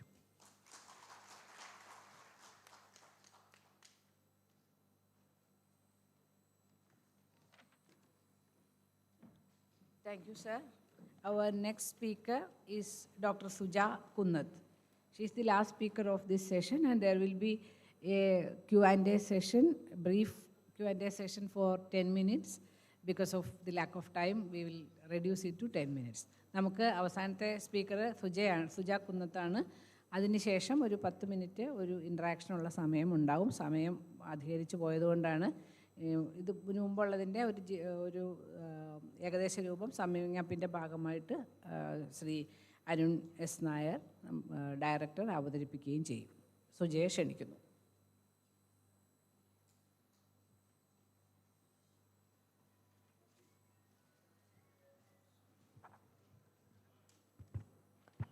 A very good afternoon, and thank you very much. At the outset, I want to thank Ramachandran sir, VC, Planning Board, Mini Madam, and very distinguished speakers who spoke before me. There are my mentors there, my dear friends, and I know that I have very little time. Madam has already spoken that I should not be taking a lot of time, and I will not. So I think for what is left to me is that everybody has spoken in length about what is inclusive development going to look like in 2031. And I think we are all have imbibed onto it. And now today my job is probably just to culminate everything together and probably save Dr. Arun S. Nair in a little way. So that is exactly what I am planning to do. But before that, I've just put up this slide because this is the place where I come from and this is the place who transformed me. So I have been working with people with disability for the past 25 years, and I will be sharing some of the things that I have learned on the go. Just to start with, probably we should reflect a bit on what we saw, heard, and felt today. For that, a little small exercise. Today, when you all came inside, there was a notepad, a tag, and a kit was given to you, isn't it? Everybody got that. And I can see everybody wearing the tag, very happy because, we require this if at all we're going to avail the food. And we also have a notepad there inside. So how many of you tried taking down notes? Very good. So probably 50% of us took down notes. There was another 25% who made sure that they bought a diary, which was their own journaling method, which they would keep. Another 25% took digital diaries, and I also saw that there were people who were taking photographs of the important slides. So I think that shows that all of us are thinking about inclusive development. But the question comes here that every other conference organizers gives a notepad, and probably we do not use that every time. We have our own methods. So just the question for you all to think today is, does all resource mobilizations change or make a change in the outcome? I think when we are talking about Vision 2031 and about planning how exactly we should be moving ahead, not every resource that is mobilized turns into an outcome. That is a fact. If that kind of an equal sharing was making an equal achievement, then things would have been different in our country or in globally. So there is something else that we need to look at. There is something extra layering that we have to give. It is just not about only equality, but there comes a word of equity. This wouldn't be the right example to give for equity, but just a matter for you all to think that equality does not ensure an outcome that you are thinking about in human development. So moving forward, what I have tried to do today is just what every speaker has said. I have tried to look at it from the human developmental model put forward by Amartya Sen. In terms of capability approach, he put forward a very big approach towards human development, which have clearly translated largely in the dimensions of poverty, marginalization, but I could not find much in disability inclusion. Much of work has been done. So what I've tried to do is taken some important points from the capability approach put forward by Amartya Sen and how we can envision a great big state or a country by 2031 using those approaches, or it's just a culmination of everything what was said, but probably put in a few important points. That's it. That's all what I'm trying to do. So moving on to the next slide. Okay. So again, I said we are just reflecting back. So what are we reflecting on? I am not seeing the slide, sorry. Okay. We know that when we look into the resource part, when it comes to early intervention, I think that's the pillar where it starts. What is what do you think? Everybody, each one of us work in the field of disability. Early intervention, there is lots that a state has done. Today we have district early intervention centers, we have regional early intervention centers, we have n number of projects running. We have institutions like NISH, NIPMER, we have ICONS. There are so many institutions which are very good working in the field of disability. But have we still reached the need of the people? Have we been able to cover the entire society? It's a big question. So how do we look at it from a planning process?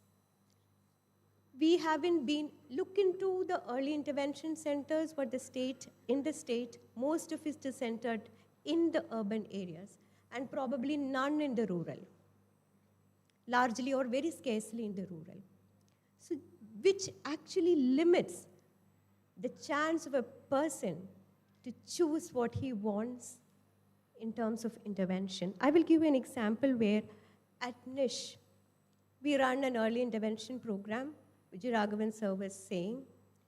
We have early intervention programs for hearing impaired, we have autism spectrum disorders, we have cerebral palsy. There are many parents who relocate to Trivandrum from the northern parts of Kerala, such as Calicut and Malappuram. They stay with us for years long. The families would have left the elder child, who is a typically developing child, in care of the grandmother or whosoever it is with them, and the mother and the child stays in a single room house. So this is the state that we see on an everyday basis. There is resource, yes. But are we giving the right freedom? Have we been able to give that choice to the people so that we can talk about inclusive development? So when we are planning, we should be planning enough that we give choices to people so that they have the right to choose. Another thing is into how we intervene. Many a times, autonomy is one word which I think I heard most of the speakers talk about.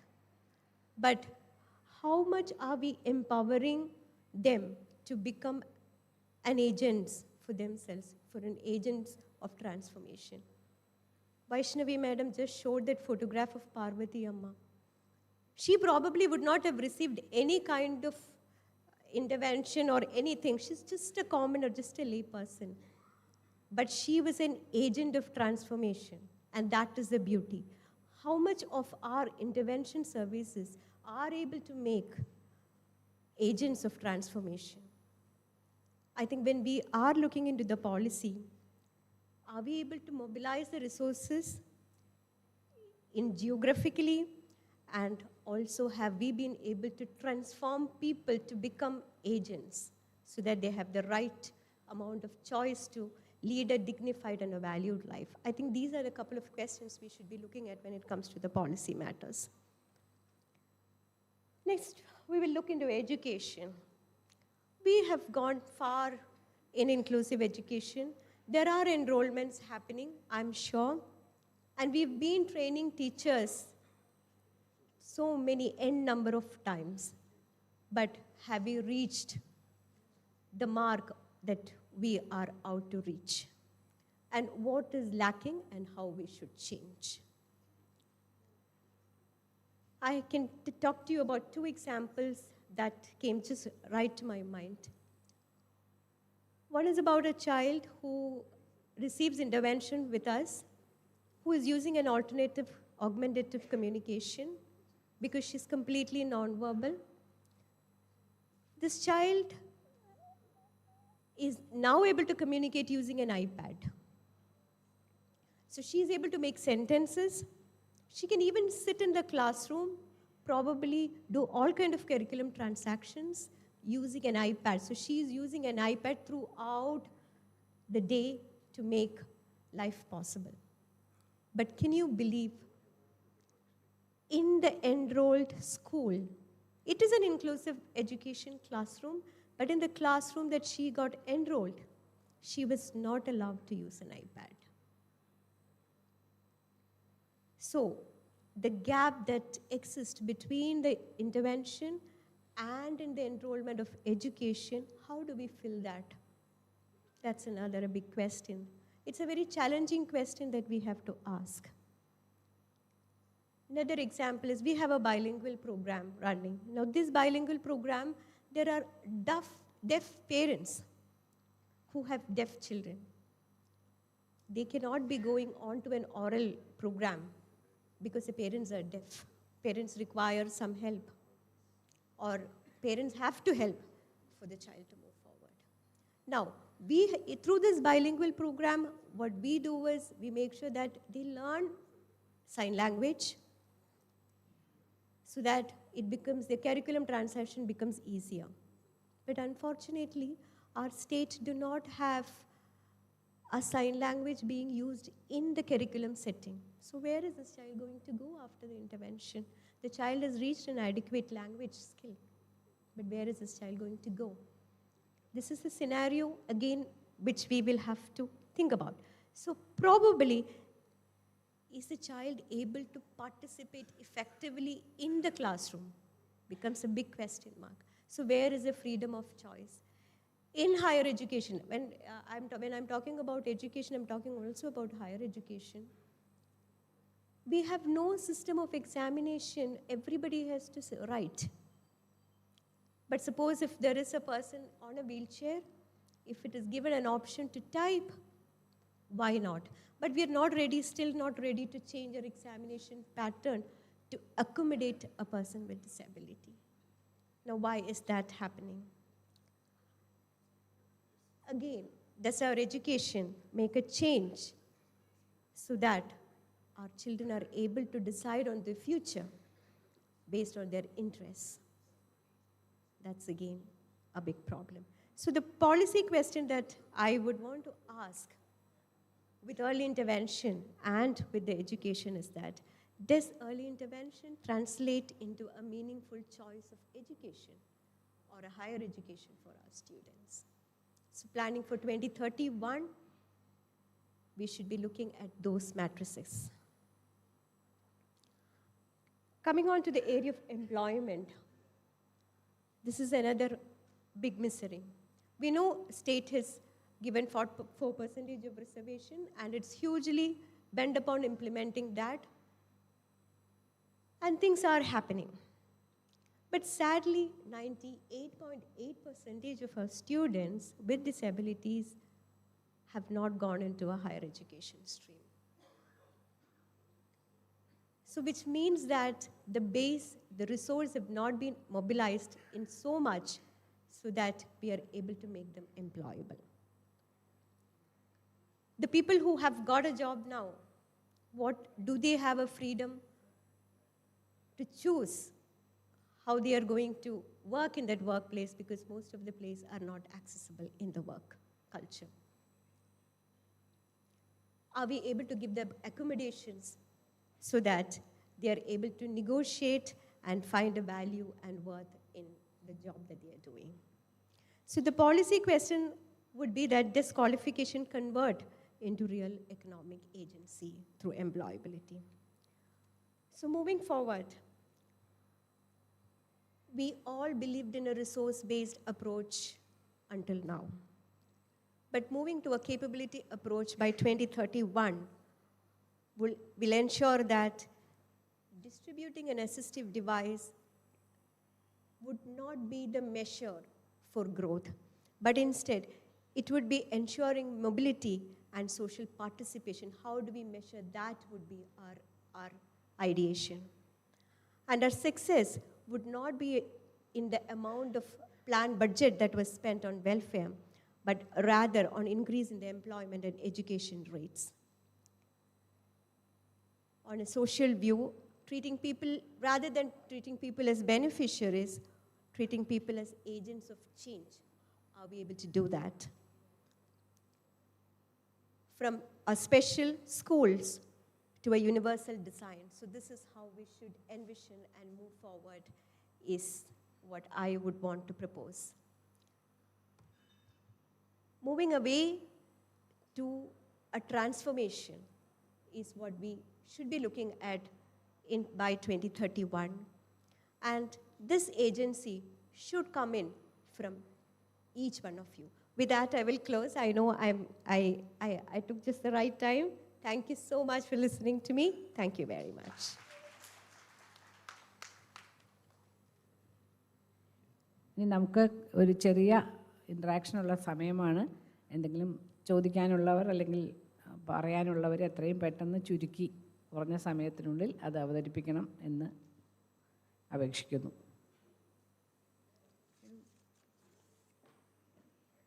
മൈക്കൊന്ന് കൊടുക്കാം. Good day to all.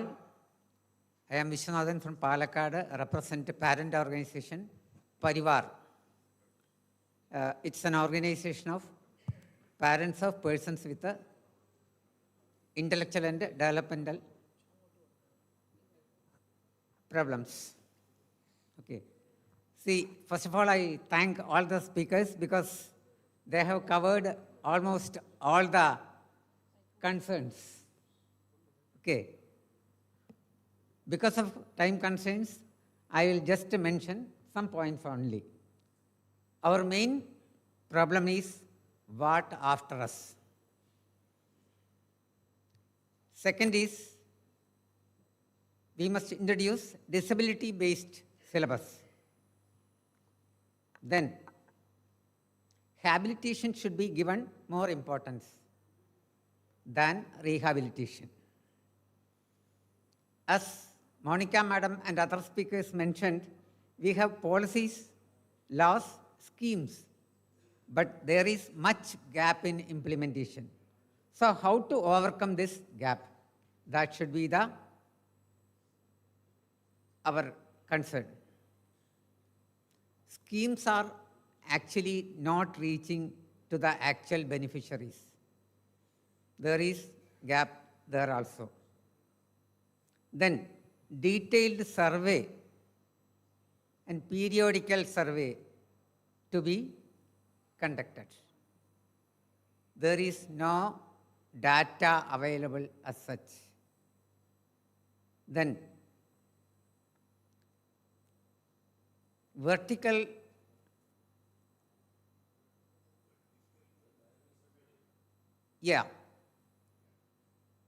vertical reservation should be there, not horizontal. That's the main points I have to mention. Thank you for the chance. Hello, my name is Samir Puderi.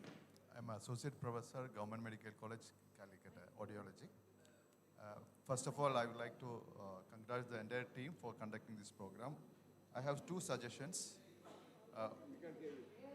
Hello, is it? Yeah. Yeah, I have two suggestions, sir. One is, if you do the SID to 2015 survey, we could repeat the survey based on the new Disability Act category. Other thing is, we can also have workforce evaluation in the state. As per the WHO, we already published a workforce evaluation for the rehabilitation profession. So we can check in the state level what is the workforce available. So when we take a policy, these two survey will be good for that. And also, we have to improve the infrastructure of the Kerala Handicap Corporation, the funding, because we did lot of patients are waiting for their assistive devices. So the ICMR, the NLEP 2025 listed 21 items, which should be also, we can also plan to indigenous productions in the states, so then the supply and demand will be met, because we are depending on other states for this instrument. So that's my suggestions. I'm Dr. Jayaprakash. I'm Professor of Pediatrics and Child Psychiatrist in Trivandrum Medical College. I would like to seek the attention, still the primary challenges in the area. Primary challenges in the means of the challenges to identify the children before the age of 3 years. Still we are facing that challenges. So it is at least when I started my work before 30 years, usually the children will be brought autism with 12 years or 11 years. Now it has reduced to 4 or 5 years. Still we have to face the identification of the children with disabilities at the earliest. The second one, the multidisciplinary service, still the society who need the multidisciplinary service, we are not in a position to provide the multidisciplinary service to all children who need the service. We are having a Kerala Social Security Mission, and in all 5 old medical colleges we are having autism center and the regional early intervention center. but there itself lot of children, now we are able to give the date for detailed evaluation in July only. So that much waiting period is there. So this is the only setup where the children are getting the multidisciplinary service in the Kerala setup. Then identifying the different abilities at the right age. How much we are able to move further forward. Identifying the different ability at the early stage itself and giving the training so that they can be rehabilitated in the educational, occupational or social rehabilitation. So still we face this challenge. Then inclusive education. Inclusive education actually we reached the inclusive sitting, not able to move further forwards towards the complete inclusive education. Lot of difficulties are there. Then what will happen these children after 18 years? Usually the setup, and what I told that regional early intervention center and autism center, we are able to provide the service, multidisciplinary service up to 18 years doctor only. ഒന്ന് ചുരുക്കി പറഞ്ഞാൽ നന്നായിരുന്നു. Repetition ഇല്ലാതെ ഇതുവരെ പറഞ്ഞതിൽ കൂടാത്ത കാര്യങ്ങളൊന്ന് പറഞ്ഞാൽ കൊള്ളായിരുന്നു. So after 18 years, what happens where can we refer them for multidisciplinary service and the occupational rehabilitation? ഞാൻ Balakrishnan, Kerala federation of the blind. അപ്പോൾ ഞാൻ മലയാളത്തിലാണ് പറയുന്നത്. അതായത് Kerala federation of the blind എന്ന് പറയുമ്പോൾ ഞങ്ങൾക്ക് കാഴ്ച ഇല്ലാത്തവരെ പഠിപ്പിക്കുന്ന 2 ബ്ലൈൻഡ് സ്കൂളുണ്ട്. ഒന്ന് പാലക്കാട് കോട്ടപ്പുറം ബ്ലൈൻഡ് സ്കൂളും ഒന്ന് ഇടുക്കി കൊടയത്തൂരും. അപ്പം ഞാൻ പറഞ്ഞു വന്നത്, ഇവിടെ നേരത്തെ പറയുന്നത് കേട്ടു, എല്ലാ കുട്ടികളെയും ഒന്നിച്ച് ഇരുത്തി പഠിപ്പിക്കണം എന്നുള്ളത്. അത് വളരെ മുമ്പ് ഒരു 10-25 വർഷത്തിൽ മുമ്പ് തുടങ്ങിയതാണ് ഇങ്ങനെ പറയാനായിട്ട്. പക്ഷേ 7ാം ക്ലാസ് വരെയുള്ള കാഴ്ചയില്ലാത്ത കുട്ടികളെ മറ്റുള്ളവരുടെ കൂടെ ഇരുത്തി പഠിപ്പിച്ചാൽ അവർക്ക് കൃത്യമായിട്ട് ബ്രൈല് പഠിക്കാൻ അറിയില്ല. അതുപോലെ നമ്മൾ ഒരു പ്രത്യേക ലിപിയാണല്ലോ, ബ്രൈലി എന്ന് പറയുന്നൊരു പ്രത്യേക ലിപിയാണ്. അത് പഠിപ്പിക്കണമെങ്കിൽ കൃത്യമായിട്ടും ഒരു സ്കൂളിൽ ഒരു MR കുട്ടി, ഒരു ബ്ലൈൻഡ് കുട്ടി, അതുപോലെ അങ്ങനെ പല വിധത്തിലുള്ള ഒരു ഡെഫ്, ഇങ്ങനെയുള്ള കുട്ടികളെ ഒരിക്കലും ഒന്നിച്ചിരുത്തി പഠിപ്പിക്കാൻ കഴിയില്ല എന്നുള്ളതാണ്. നമ്മളൊരു ടീച്ചറെ വെച്ചാൽ പോലും, അതിന് ഒരു ടീച്ചറെ വെച്ചാലും അവർക്കത് കഴിയില്ല. അപ്പം അതുകൊണ്ട് നമുക്ക് ഇത് മാറ്റിയിട്ട് എല്ലാവർക്കും സാധ്യതയുള്ള ആ രീതിയിൽ ആയിരിക്കണം നമ്മുടെ പഠന രീതി എന്നുള്ളതാണ് എനിക്ക് പറയാനുള്ളത്. കൂടുതൽ പറയാൻ സമയമില്ലാത്തതുകൊണ്ട് ഓക്കെ, താങ്ക് യു. എൻ്റെ പേര് ചന്ദ്രബാബു. ഞാൻ നിബ്ബറിൻ്റെ മുൻ എക്സിക്യൂട്ടീവ് ഡയറക്ടറാണ്. ഇവിടെ ചർച്ച ചെയ്തതിൽ ഇപ്പം ഒരുപാട് കാര്യങ്ങൾ 2031 ചെയ്യാൻ നമ്മൾ പ്ലാൻ ചെയ്യുന്നു. ഇതിന് പണം എവിടെ എന്ന കാര്യത്തിൽ കാര്യമായ ചർച്ച ഉണ്ടായില്ല. ഇതിന് പണം വേണമല്ലോ. അപ്പോൾ അതിനുള്ള ഇപ്പം നമ്മൾ സോഷ്യൽ ജസ്റ്റിസ് ഡിപ്പാർട്ട്മെൻറ്റ് ലിമിറ്റഡായ ഫണ്ട് കൊണ്ടോ അല്ലെങ്കിൽ പഞ്ചായത്തുകളുടെ 5% വെച്ചതുകൊണ്ടോ ഈ ലക്ഷ്യം സാധ്യമാവില്ല. അപ്പോൾ അതിന് വളരെ സ്പെസിഫിക്കായ പോളിസി ഡിസിഷൻ വേണം. എനിക്കുള്ള സജഷൻ, നമ്മളിപ്പം SCP TSP മാതൃകയിൽ SCPയിലാണെങ്കിൽ എല്ലാ ഡിപ്പാർട്ട്മെൻറ്റിൻ്റെയും ഫണ്ടിൻ്റെ ഏതാണ്ട് 8% ബഡ്ജറ്റ് ഫണ്ട് SC വിഭാഗത്തിന് വേണ്ടി നീക്കി വയ്ക്കണം. അതുപോലെ എല്ലാ ഡിപ്പാർട്ട്മെൻറ്റിൻ്റെയും, അത് കേരളത്തിലെ എല്ലാ ഡിപ്പാർട്ട്മെൻറ്റിൻ്റെയും ഇപ്പം ഡിസബിലിറ്റിയുടെ പെർസെൻറ്റേജ് 2.6% ഡിസബിലിറ്റി ഉള്ള ആളുകളുണ്ടെങ്കിൽ എല്ലാ ഡിപ്പാർട്ട്മെൻറ്റിൻ്റെയും ബഡ്ജറ്റിലെ 2.6% നിർബന്ധമായും ഡിസബിലിറ്റി സെക്ടറിൽ നീക്കി വയ്ക്കുന്ന തരത്തിലുള്ള പോളിസി ഡിസിഷൻ എങ്കിൽ മാത്രമേ ഇത് നടപ്പിലാവൂ. അല്ലെങ്കിൽ ഇതിങ്ങനെ പറഞ്ഞ് നമ്മൾ 2031 നമ്മൾ ഇതേ ചർച്ച വീണ്ടും ആവർത്തിക്കും. Thank you. He was suggesting that 2% of the budget of each department should be earmarked for disability-oriented schemes and programs. All departments, because we haven't discussed the how to mobilize resources, the funding and budgetary side of the programs, and we are proposing many new suggestions, but without funds we cannot do anything. So this is a suggestion, 2% from all departments, specifically for this for disability sector, like the tribal subplan and the other subplan, SCP subplan. Hi everyone, my name is Fatima. I happen to be the representative of a student. I happen to be an ordinary student, so I would like to ask a question or maybe just word it as a suggestion based on one of the experiences I've had. So I really resonate with what Suja ma'am has talked about when it comes to the gaps that are experienced by students within an inclusive environment. Especially as somebody who writes exams using computer, that's how I write exams. So during those times, when getting that permit or the order from the state isn't hard enough, another experience that I go through is the fact that a lot of stigma exists within there. Like there are times when the results come out after my exams are done, they would sometimes question it, and even recently, within my university, I was even accused of malpractice as well, because there was this general consensus about the fact that people like us would not be able to write exams using the computer, and it's not allowed, and that's the kind of consensus that has been there, and I just feel like it needs to be changed. And another thing that I would like to mention is the fact that whenever availing those devices, like assistive technology devices, most of the time these devices are expensive. As for me, I got the opportunity to avail those gadgets because, well, I had that opportunity, but there are a lot of people who cannot afford it. And even when these devices are being distributed, there are times where the local self-governments or any of the agencies that are responsible with the distribution of these devices would delay it. They would be like people who have been graduated or who have been educated till grade 10 or till grade 11, they're the ones who would be provided with such opportunities.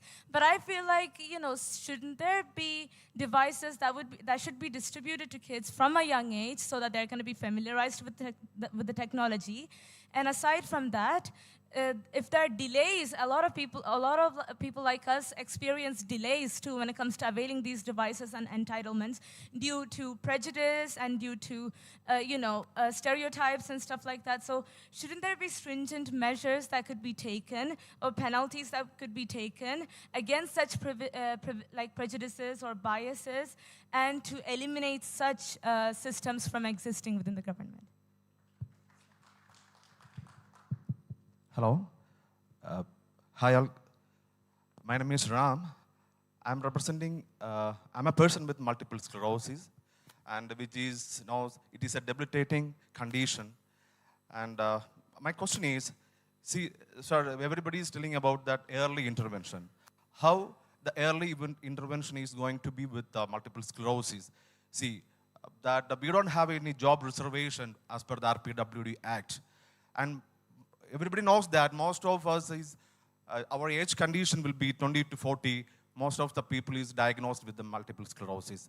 And we are not living with, we are not, in our living life, the path, we are getting this condition. So we are not familiar with the disability, but we are in with disabilities. So we need to live, right? So we could find out more things to come up with. And this time I am thanks to Kerala government, because Kerala is the first state to give medicine support for multiple sclerosis in India. So we need more inclusiveness in our condition, life, in our system. And thanks everyone for giving me such.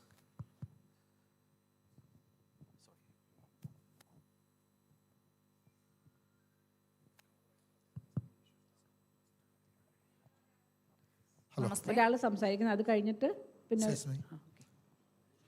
Hello, good afternoon all. Actually, I am putting forward 3 suggestions. 2 right now I am putting forward. One is as all we know that Kerala is very much advanced and developed. But in disability sector, this is a fragmented, services are fragmented in different departments. and there is lot of duplicacy is there. The schemes are duplicated from health and education, social welfare. Then there is a weak regulatory mechanism is there. Nobody is monitoring and nobody is taking responsibilities. And again there is a lack of standardized professional accountability, basically, and inconsistent digital accessibility. So these things are there. To abolish all these things, I am suggesting establishment of a state disability coordination cell under the Chief Minister's office or some higher authorities. One is that. Again, a mandatory registry of all institutions, whoever it may be, who are working in the disability sector, let them register with some agency, responsible agency too. Then a creation of a registry of disability service providers. Who is providing? The therapists are, medical doctors are there, educators are there, but there is no responsibility or nobody knows nothing. They are not, so a registry should be maintained. And again, one other thing is an observatory, disability observatory. What I am suggesting is every data, centralized data in AI or blockchain or advanced technology, using that we can create a registry of disability. These are my. നമ്മുടെ സമയം 1:30 ഭക്ഷണം കഴിക്കാനുള്ള സമയമായതുകൊണ്ട് ഒരാൾ കൂടി സംസാരിക്കാം, അതിനുശേഷം summing up. Namaste. Okay, my name is Girish Kirti. I am really sorry to say you all. I would like to speak in Malayalam. ഭരണഭാഷ മലയാള ഭാഷ എന്നൊക്കെ പറയുന്നുണ്ട്, അതുകൊണ്ടാണ് സോറി, ക്ഷമിക്കുക കുറച്ച് ആൾക്കാർ. അതായത് ഒരു അവകാശാധിഷ്ഠിത കാഴ്ചപ്പാടിൽ നമ്മൾ മുന്നോട്ട് പോകുമ്പോഴാണ് അൻപ് ഹൗസ് എന്നോ ഒരു പേരിലൊരിത് കേട്ടത്. അപ്പം അത് ഈ അവകാശാധിഷ്ഠിത കാഴ്ചപ്പാടിൽ ശരിയാണോ എന്നുള്ളൊരു സംശയമുണ്ട്. മറ്റൊന്ന്, ഡിസബിലിറ്റി മേഖലയിൽ ഒട്ടേറെ ഏജൻസികൾ കേരളത്തിൽ പ്രവർത്തിക്കുന്നു. എനിക്ക് ജസ്റ്റ് മുമ്പ് സംസാരിച്ച സാറ് അത് മെൻഷൻ ചെയ്തു. അതായത് ഒരു ഡിസബിലിറ്റി അഫയേഴ്സ് മിനിസ്ട്രി സോഷ്യൽ ജസ്റ്റിസിന് കീഴിൽ പറയുന്നത് സാമൂഹ്യനീതി കീഴിൽ ഭിന്നശേഷിക്കാരും പ്രായമായവരും ട്രാൻസ്ജെൻഡേഴ്സും ഉള്ളൂ എന്നാണ്. എന്നിരുന്നാലും വിവിധ വകുപ്പുകൾ കീഴിൽ വിവിധ കാര്യങ്ങളായി നടന്നു പോകുമ്പോൾ സാമൂഹ്യനീതിക്ക് കീഴിൽ തന്നെ ഏതാണ്ട് 6ഓളം ഏജൻസികൾ പ്രവർത്തിക്കുന്നു. ഹെൽത്ത്, എഡ്യൂക്കേഷൻ, സെൽഫ് LSGD ഉൾപ്പെടെയുള്ള മറ്റു വകുപ്പുകൾ കീഴിലും കൂടിയാണ്. ഇതൊരു കുടക്കീഴിൽ കൊണ്ടുവരികയാണെങ്കിൽ സർക്കാരിന് സാമ്പത്തികമായിട്ടും പ്രയാസപ്പെടുന്നവർക്ക് അവകാശാധിഷ്ഠിതമായിട്ടും കുറേ കാര്യം നടക്കുമെന്നാണ് എനിക്ക് തോന്നുന്നത്. മറ്റൊന്ന്, I would like to give an opinion from the dais. What is your opinion about special school and assistive village? ഇത് ഒരു ഇൻക്ലൂസീവ് സൊസൈറ്റിക്ക് സൃഷ്ടിക്കുന്നതിന്, ഇൻക്ലൂസീവ് എഡ്യൂക്കേഷന് ഗുണകരമാവുമോ എന്നും കൂടി അറിയണമെന്നുണ്ട്. പിന്നെ ഓക്കെ സമയം കുറച്ചായതുകൊണ്ട് അവസാനിപ്പിക്കുന്നു. അത് ഒറ്റ കാര്യം കൂടി സൂചിപ്പിക്കട്ടെ. ഡിസബിലിറ്റി ഉള്ള ആളുകളുടെ ഒരു കണക്കെടുപ്പ് നടന്നത് RPWD ആക്ട് വരുന്നതിന് മുമ്പ് 2015-ലാണ്. 2018-ലോ 2017-ലോ സോഷ്യൽ ജസ്റ്റിസ് ഒരു സാമൂഹ്യ സുരക്ഷാ മിഷൻ ഒരു കണക്കെടുപ്പ് നടത്തിയിട്ടുണ്ടായിരുന്നു. അത് നിലവിലുണ്ടോ ഇല്ലെങ്കിൽ ഒരു കൃത്യമായൊരു ഡാറ്റാബേസ് ഇല്ലാതെ എങ്ങനെയാണ് ഒരു 31-ലത്തെ ഒരു പ്ലാൻ, ഒരു വിഷൻ കണ്ടെത്താൻ കഴിയുക? എത്ര തരം ആളുകളുണ്ട് എന്നുള്ളതിനൊഴികെ ആരെല്ലാമാണ് എവിടെയെല്ലാമാണ് എന്നുള്ളതിൻ്റെ ആകെ ക്ഷേമ പെൻഷൻ വാങ്ങുന്നവർ ഒഴികെയുള്ള കണക്കെടുപ്പുണ്ടോ? അതിന് എന്തെങ്കിലും നടപടി ഉണ്ടാവുമോ എന്ന് അറിയാനൊരു കൊള്ളാമെന്നുണ്ട്. Okay, thank you. നമസ്തേ. ഗിരീഷ്, ഈ പുതിയ സെൻസസ് ഇതുകൂടി ഉൾപ്പെടുത്തിക്കൊണ്ടാണെന്നാണ് വിജയരാഘവൻ സാറ് പറയുന്നത്. അതുകൊണ്ട് നമ്മുടെ നിലവിലുള്ള ഡേറ്റാബേസ് അതനുസരിച്ച് ഡെവലപ്പ് ചെയ്യാൻ സാധിക്കും. ഇനി ഇവിടെ നമ്മുടെ def and hard of hearing ആയിട്ടുള്ള പ്രതിനിധീകരിച്ച ഒരാൾ സംസാരിക്കാനുണ്ട്. അതിനുശേഷം നമുക്ക് അവസാനിപ്പിക്കാം. പറഞ്ഞോളൂ. നമസ്തേ, എൻ്റെ പേര് അരുൺ ഗോപാൽ എന്നാണ്. ഞാൻ വർക്ക് ചെയ്യുന്നത് തിരുവനന്തപുരം നിഷിലാണ്. ഏർലി ഇൻ്റർവെൻഷൻ പ്രോഗ്രാമിലെ കുഞ്ഞുങ്ങളെയാണ് ഞാൻ പഠിപ്പിക്കുന്നത്. അതായത് 0 മുതൽ 3 വയസ്സ് വരെയുള്ള കുഞ്ഞുങ്ങളെയാണ് പഠിപ്പിക്കുന്നത്. ഞാനവിടെ ISലാണ് ഞാനവരെ പഠിപ്പിക്കുന്നത്. എഴുത്തും വായനയും ഞാനവരെ പഠിപ്പിക്കുന്നു. അവർക്ക് ചില കുട്ടികൾക്ക് സ്പീച്ച് ക്ലാസ്സുകളും കൂടെ ഉണ്ട്. അവർക്ക് 10 വർഷത്തെ എക്സ്പീരിയൻസ് എനിക്ക് അതിലുണ്ട്. അപ്പോൾ കുട്ടികൾ നന്നായിട്ട് പഠിക്കുകയാണ്. പക്ഷേ ഈ 6 വയസ്സ് കഴിയുമ്പോൾ ഇനി അടുത്തത് എന്ത്? കേരളത്തിലെ സ്കൂളുകളിൽ ഇനി ഏത് സ്കൂളിലാണ് ഞങ്ങൾ അപ്രോച്ച് ചെയ്യുന്ന ഒരു ബുദ്ധിമുട്ടുണ്ട് അവർക്ക്. ആ ടീച്ചേഴ്സിനോട് അവർ ക്വസ്റ്റ്യൻ ചോദിക്കണം. നല്ല ടീച്ചേഴ്സില്ല, ടഫ് ടീച്ചേഴ്സില്ല. കേരളത്തിലെ സ്കൂളുകളിൽ ടഫ് ടീച്ചേഴ്സേ ഇല്ല. കുട്ടികളുടെ അച്ഛനമ്മമാർക്ക് വളരെയധികം ടെൻസ്ഡാണ് അവർ. അങ്ങനെ ആ ചോദ്യങ്ങൾ അവർ ഞങ്ങളോട് ഉന്നയിക്കുന്നു. നിഷ പോലെ ഇത്രയും നന്നായിട്ട് ഡഫ് എഡ്യൂക്കേഷൻ കൊടുക്കുന്ന അല്ലെങ്കിൽ ഇന്ത്യൻ ആംഗ്യഭാഷയിൽ കൊടുക്കുന്ന സ്കൂളുകൾ ഒരെണ്ണമെങ്കിലും കേരളത്തിൽ ഉണ്ടായില്ല എന്നുള്ളത് വളരെ വിഷമകരമായ അവസ്ഥയാണ്. അവരുടെ പ്രശ്നം എന്തെന്നാൽ ആ ടീച്ചേഴ്സ്, രണ്ടാമത്തെ കാര്യം ഇന്ത്യൻ ആംഗ്യഭാഷയിലെ അധ്യാപകരില്ല.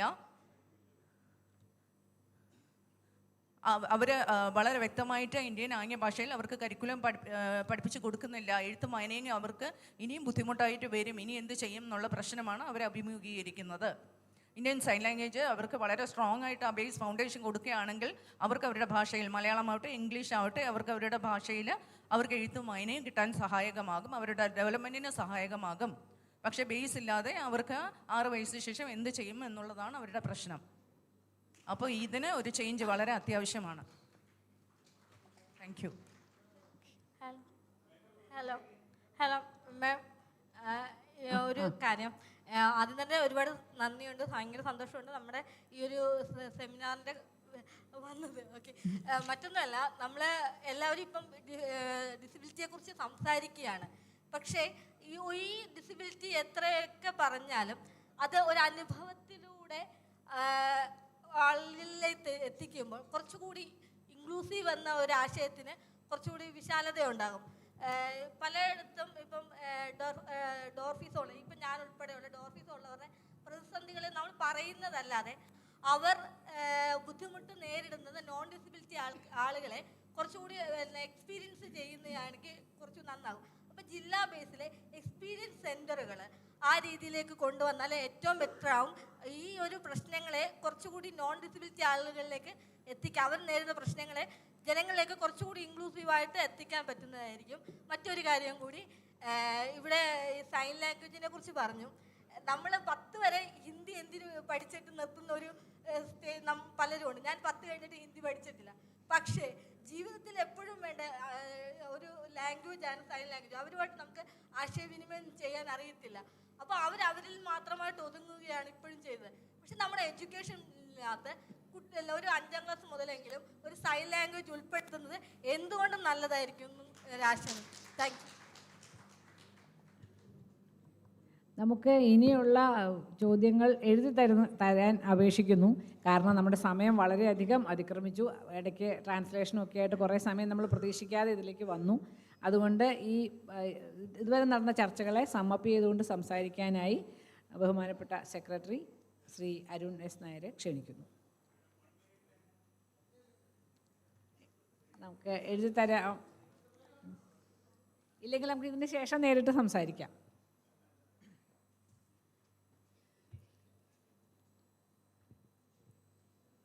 ഏറെ ബഹുമാനപ്പെട്ട വിശിഷ്ടാതിഥികൾ, ഈ ചടങ്ങ് ഉദ്ഘാടനം ചെയ്ത് സംസാരിച്ച ആദരണീയായിട്ടുള്ള വകുപ്പ് മന്ത്രി, മറ്റ് പ്രിയപ്പെട്ടവരെ, ഇവിടെ വളരെ ദീർഘമായിട്ടുള്ള ചർച്ചയാണ് ഈ ഒരു വിഷയത്തിന്മേൽ നിന്ന് നടന്നത്.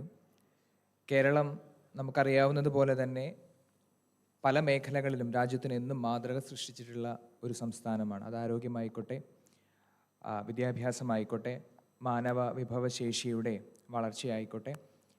2031 കേരളം എങ്ങനെ ആയിരിക്കണം എന്നുള്ളതിനെ പറ്റിയാണ് സുദീർഘമായിട്ട് നമ്മൾ 18 സെഷനുകളായി വിഷൻ 2031 എന്ന പേരിൽ ഇന്ന് വിവിധ സ്ഥലങ്ങളിൽ വെച്ച് സംഘടിപ്പിക്കുന്നത്. അതിൽ പേഴ്സൺസ് വിത്ത് ഡിസബിലിറ്റി, ആ വ്യക്തികളെ നമുക്ക് 2031 എങ്ങനെ കേരളത്തിൻ്റെ സമൂഹത്തിൻ്റെ പൊതുധാരയിലേക്ക് കൊണ്ടെത്തിക്കണം എന്നുള്ള ചർച്ചയുടെ ഒരു സമ്മറി മാത്രമാണ് ഇവിടെ സൂചിപ്പിക്കുന്നത്. പ്രധാനപ്പെട്ട നമ്മുടെ പാനലിസ്റ്റുകളെല്ലാം തന്നെ ഇംഗ്ലീഷിൽ പ്രസൻറ്റ് ചെയ്തതുകൊണ്ട് സമ്മറിയും ഇംഗ്ലീഷിലാണ് വളരെ ക്വിക്കായിട്ട് നോട്ട് ചെയ്ത് തയ്യാറാക്കിയിരിക്കുന്നത്. അതുകൊണ്ട് ദയവായിട്ട് സഹകരിക്കാം. Today as we look forward to the Vision 2031, we reaffirm our dedication to a higher standard of inclusivity, the empowerment of persons with disabilities as equal partners in our state's progress. This vision is not rooted in charity, but in constitutional values. It is not an expression of sympathy, but of justice. It is not an act of concession, but of rightful recognition. By 2031, we envision a Kerala where accessibility is not an afterthought, but a foundational principle. A Kerala where public infrastructure, transportation systems, educational institutions, workplaces, and digital platforms are designed in accordance with the universal standards, ensuring equitable participation for all. When we speak about empowerment of persons with disabilities under Vision 2031, we must embrace a life cycle approach, one that walks with a person from birth to old age. Empowerment cannot be episodic, it must be continuous. It begins with early identification and timely intervention in infancy, moves to inclusive and accessible education in childhood, expands to skill development and dignified employment in their youth, and extends to social security, healthcare, and assisted living support in the later part of their age. At every stage, the needs may change, but the right to dignity, opportunity, and participation remains constant. Empowerment begins at the earliest stages of life through timely identification, as many of the panelists have mentioned, accessible healthcare, and continuous rehabilitation support. We can prevent secondary disabilities as well and maximize individual potential. Early screening, community-based interventions, assistive technologies, and family counseling must form an integrated system of care where, when health services move beyond treatment to early intervention and sustained rehabilitation, we do not merely manage disability, we empower individuals to lead independent, confident, and productive lives. When we talked about inclusive education, as we started from the panelist number 1, it's not merely about admitting a child into a classroom, but it is about transforming a classroom itself. Under Vision 2031, Kerala must reaffirm that every educational institution, from Anganwadi to our universities, is a space where diversity is welcomed, differences are respected, and every learner is supported to realize their fullest potential. Accessibility in infrastructure, trained educators, assistive technologies, flexible curricula, and peer sensitization must become the norm, not the exception. Beyond education, we must nurture an inclusive culture, one that celebrates ability in all its forms. Coming to employment, it is not merely a source of income, it is a source of dignity as well. As we move towards Vision 2031, Kerala must ensure that persons with disabilities are not seen as beneficiaries of charity, but as contributors to the growth and innovation of the state. Equal opportunity in recruitment, workplace accessibility, skill development aligned with market needs, and encouragement to entrepreneurship must become integral part of our developmental agenda, not just in government sectors, but as well as in the private sectors as well. Barrier-free Kerala under Vision 2031 is not an aspiration, but it is a responsibility to all of us. Accessibility must become a fundamental standard in our public buildings, transportation systems, digital platforms, workplaces, and public spaces. Universal design should guide every new project, and existing infrastructure must be progressively made accessible to all of us. Decentralized governance is one of the Kerala's greatest strengths in the past, and it must be a driving force in disability empowerment under Vision 2031, because one panelist mentioned about the grassroots involvement. Local self-government institutions are closest to the people and therefore best positioned to identify the needs, ensure the last-mile delivery of services, and promote community-based inclusion. When panchayats, municipalities, and corporations actively integrate disability concerns into planning and budgeting, empowerment becomes practical and participatory. By placing responsibility and resources at the grassroots, we ensure that inclusion is not directed from above alone, but realized within every community. Disability-based research and development, like Dr. mentioned, must become a cornerstone of empowerment under Vision 2031. Evidence-driven policy, data-backed planning, and continuous innovation in assistive technologies are essential to address the evolving needs effectively. Universities, research institutions, startups, and government agencies must collaborate to develop affordable, locally adaptable solutions. When research translates into practical tools and informed policies, empowerment becomes sustainable, scalable, and transformative. When we speak of empowering persons with disabilities, we must recognize that not all experiences of disabilities are the same. The women with a disability or a person from a scheduled caste or scheduled tribe living with disabilities often faces multiple and intersecting barriers of gender, caste, geography, and poverty. If we sincere about Vision 2031, our policies must consciously address these layered disadvantages with targeted and equity-driven interventions. Vision 2031, we are all agreeing that technology must become a powerful instrument of empowerment for persons with disabilities in Kerala. Assistive devices, artificial intelligence-based tools, accessible digital platforms, and inclusive e-governance systems can break the barriers that once seemed permanent. When classrooms adopt adaptive technologies, workplaces embraces digital accessibility, and public services are designed with the universal access standards, technology transforms limitation into opportunity. Our goal must be ensure that innovation is affordable, locally adaptable, and universally accessible so that no citizen is excluded from the digital future. As we advance towards Vision 2031, disability empowerment requires not only strong policies, but also, just like the last comment mentioned, adequate and sustained financial support also. Dedicated budgetary allocations, as we always demand, should be there. Convergence of schemes, responsible utilization of funds, and partnership with the private sector and community organizations are essential to translate vision into action. At the same time, we must acknowledge that the red tapeism in governance has sometimes delayed justice and opportunity to these people. By combining sound financing with streamlined governance, we ensure that empowerment is not a promise on paper, but a right realized in practice. Vision 2031 calls upon to harmonize empathy with efficiency, compassion with competence, and aspirations with action. It urges us to integrate accessibility into architecture, inclusion into education, dignity into employment, and equity into every dimension of governance. I will conclude with the words of Mahatma Gandhi. The true measure of any society can be found in how it treats its most vulnerable member. In that backdrop, let Vision 2031 be not merely a document, just like many of our other documents, but a declaration that every ability matters, every voice counts, and every citizen belongs. Thank you.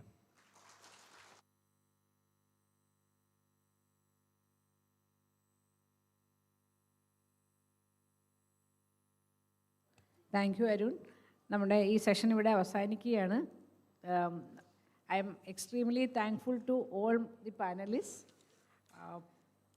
We have started this planning for more than a month or 2 months, and all the panelists were very supportive, and they are ready to accept our invitation and make it to happen, this session successful. Professor Monica Mitra has traveled a long distance to reach us, and all the other participants also contributed and enriched our panel. നമ്മുടെ ഈ സെഷൻ്റെ planning എന്ന് പറയുന്നത് കുറേ നാളായി നടന്നുകൊണ്ടിരിക്കുന്ന ഒരു കാര്യമാണ്. ഇതിൽ കാര്യമായി സഹായിച്ച എല്ലാവരും, നമ്മുടെ സോഷ്യൽ ജസ്റ്റിസിൻ്റെ ഡയറക്ടറേറ്റ്, അതുപോലെ differently abled corporation, Kerala social security mission, NISH, NIPMR, ICONS, അതുപോലെ CDC, അങ്ങനെയുള്ള നിരവധി സ്ഥാപനങ്ങൾ ഇതിൻ്റെ സെഷൻ പ്ലാനിങ്ങുമായി ബന്ധപ്പെട്ട് പ്ലാനിംഗ് ബോർഡിനെ സഹായിച്ചിട്ടുണ്ട്. അവിടെ നിന്ന് വന്നവരുടെ എല്ലാ സഹായം കൊണ്ടാണ് നമുക്ക് ഈ സെഷൻ ഇത്രയും നന്നായി നടത്താൻ കഴിഞ്ഞത്. ഈ പാനലിസ്റ്റുകളും അതുപോലെ നിങ്ങളെല്ലാവരും കൂടി ചേർന്ന് ഈ പാനൽ വളരെ നന്നായി നടത്തിയിട്ടുണ്ട്.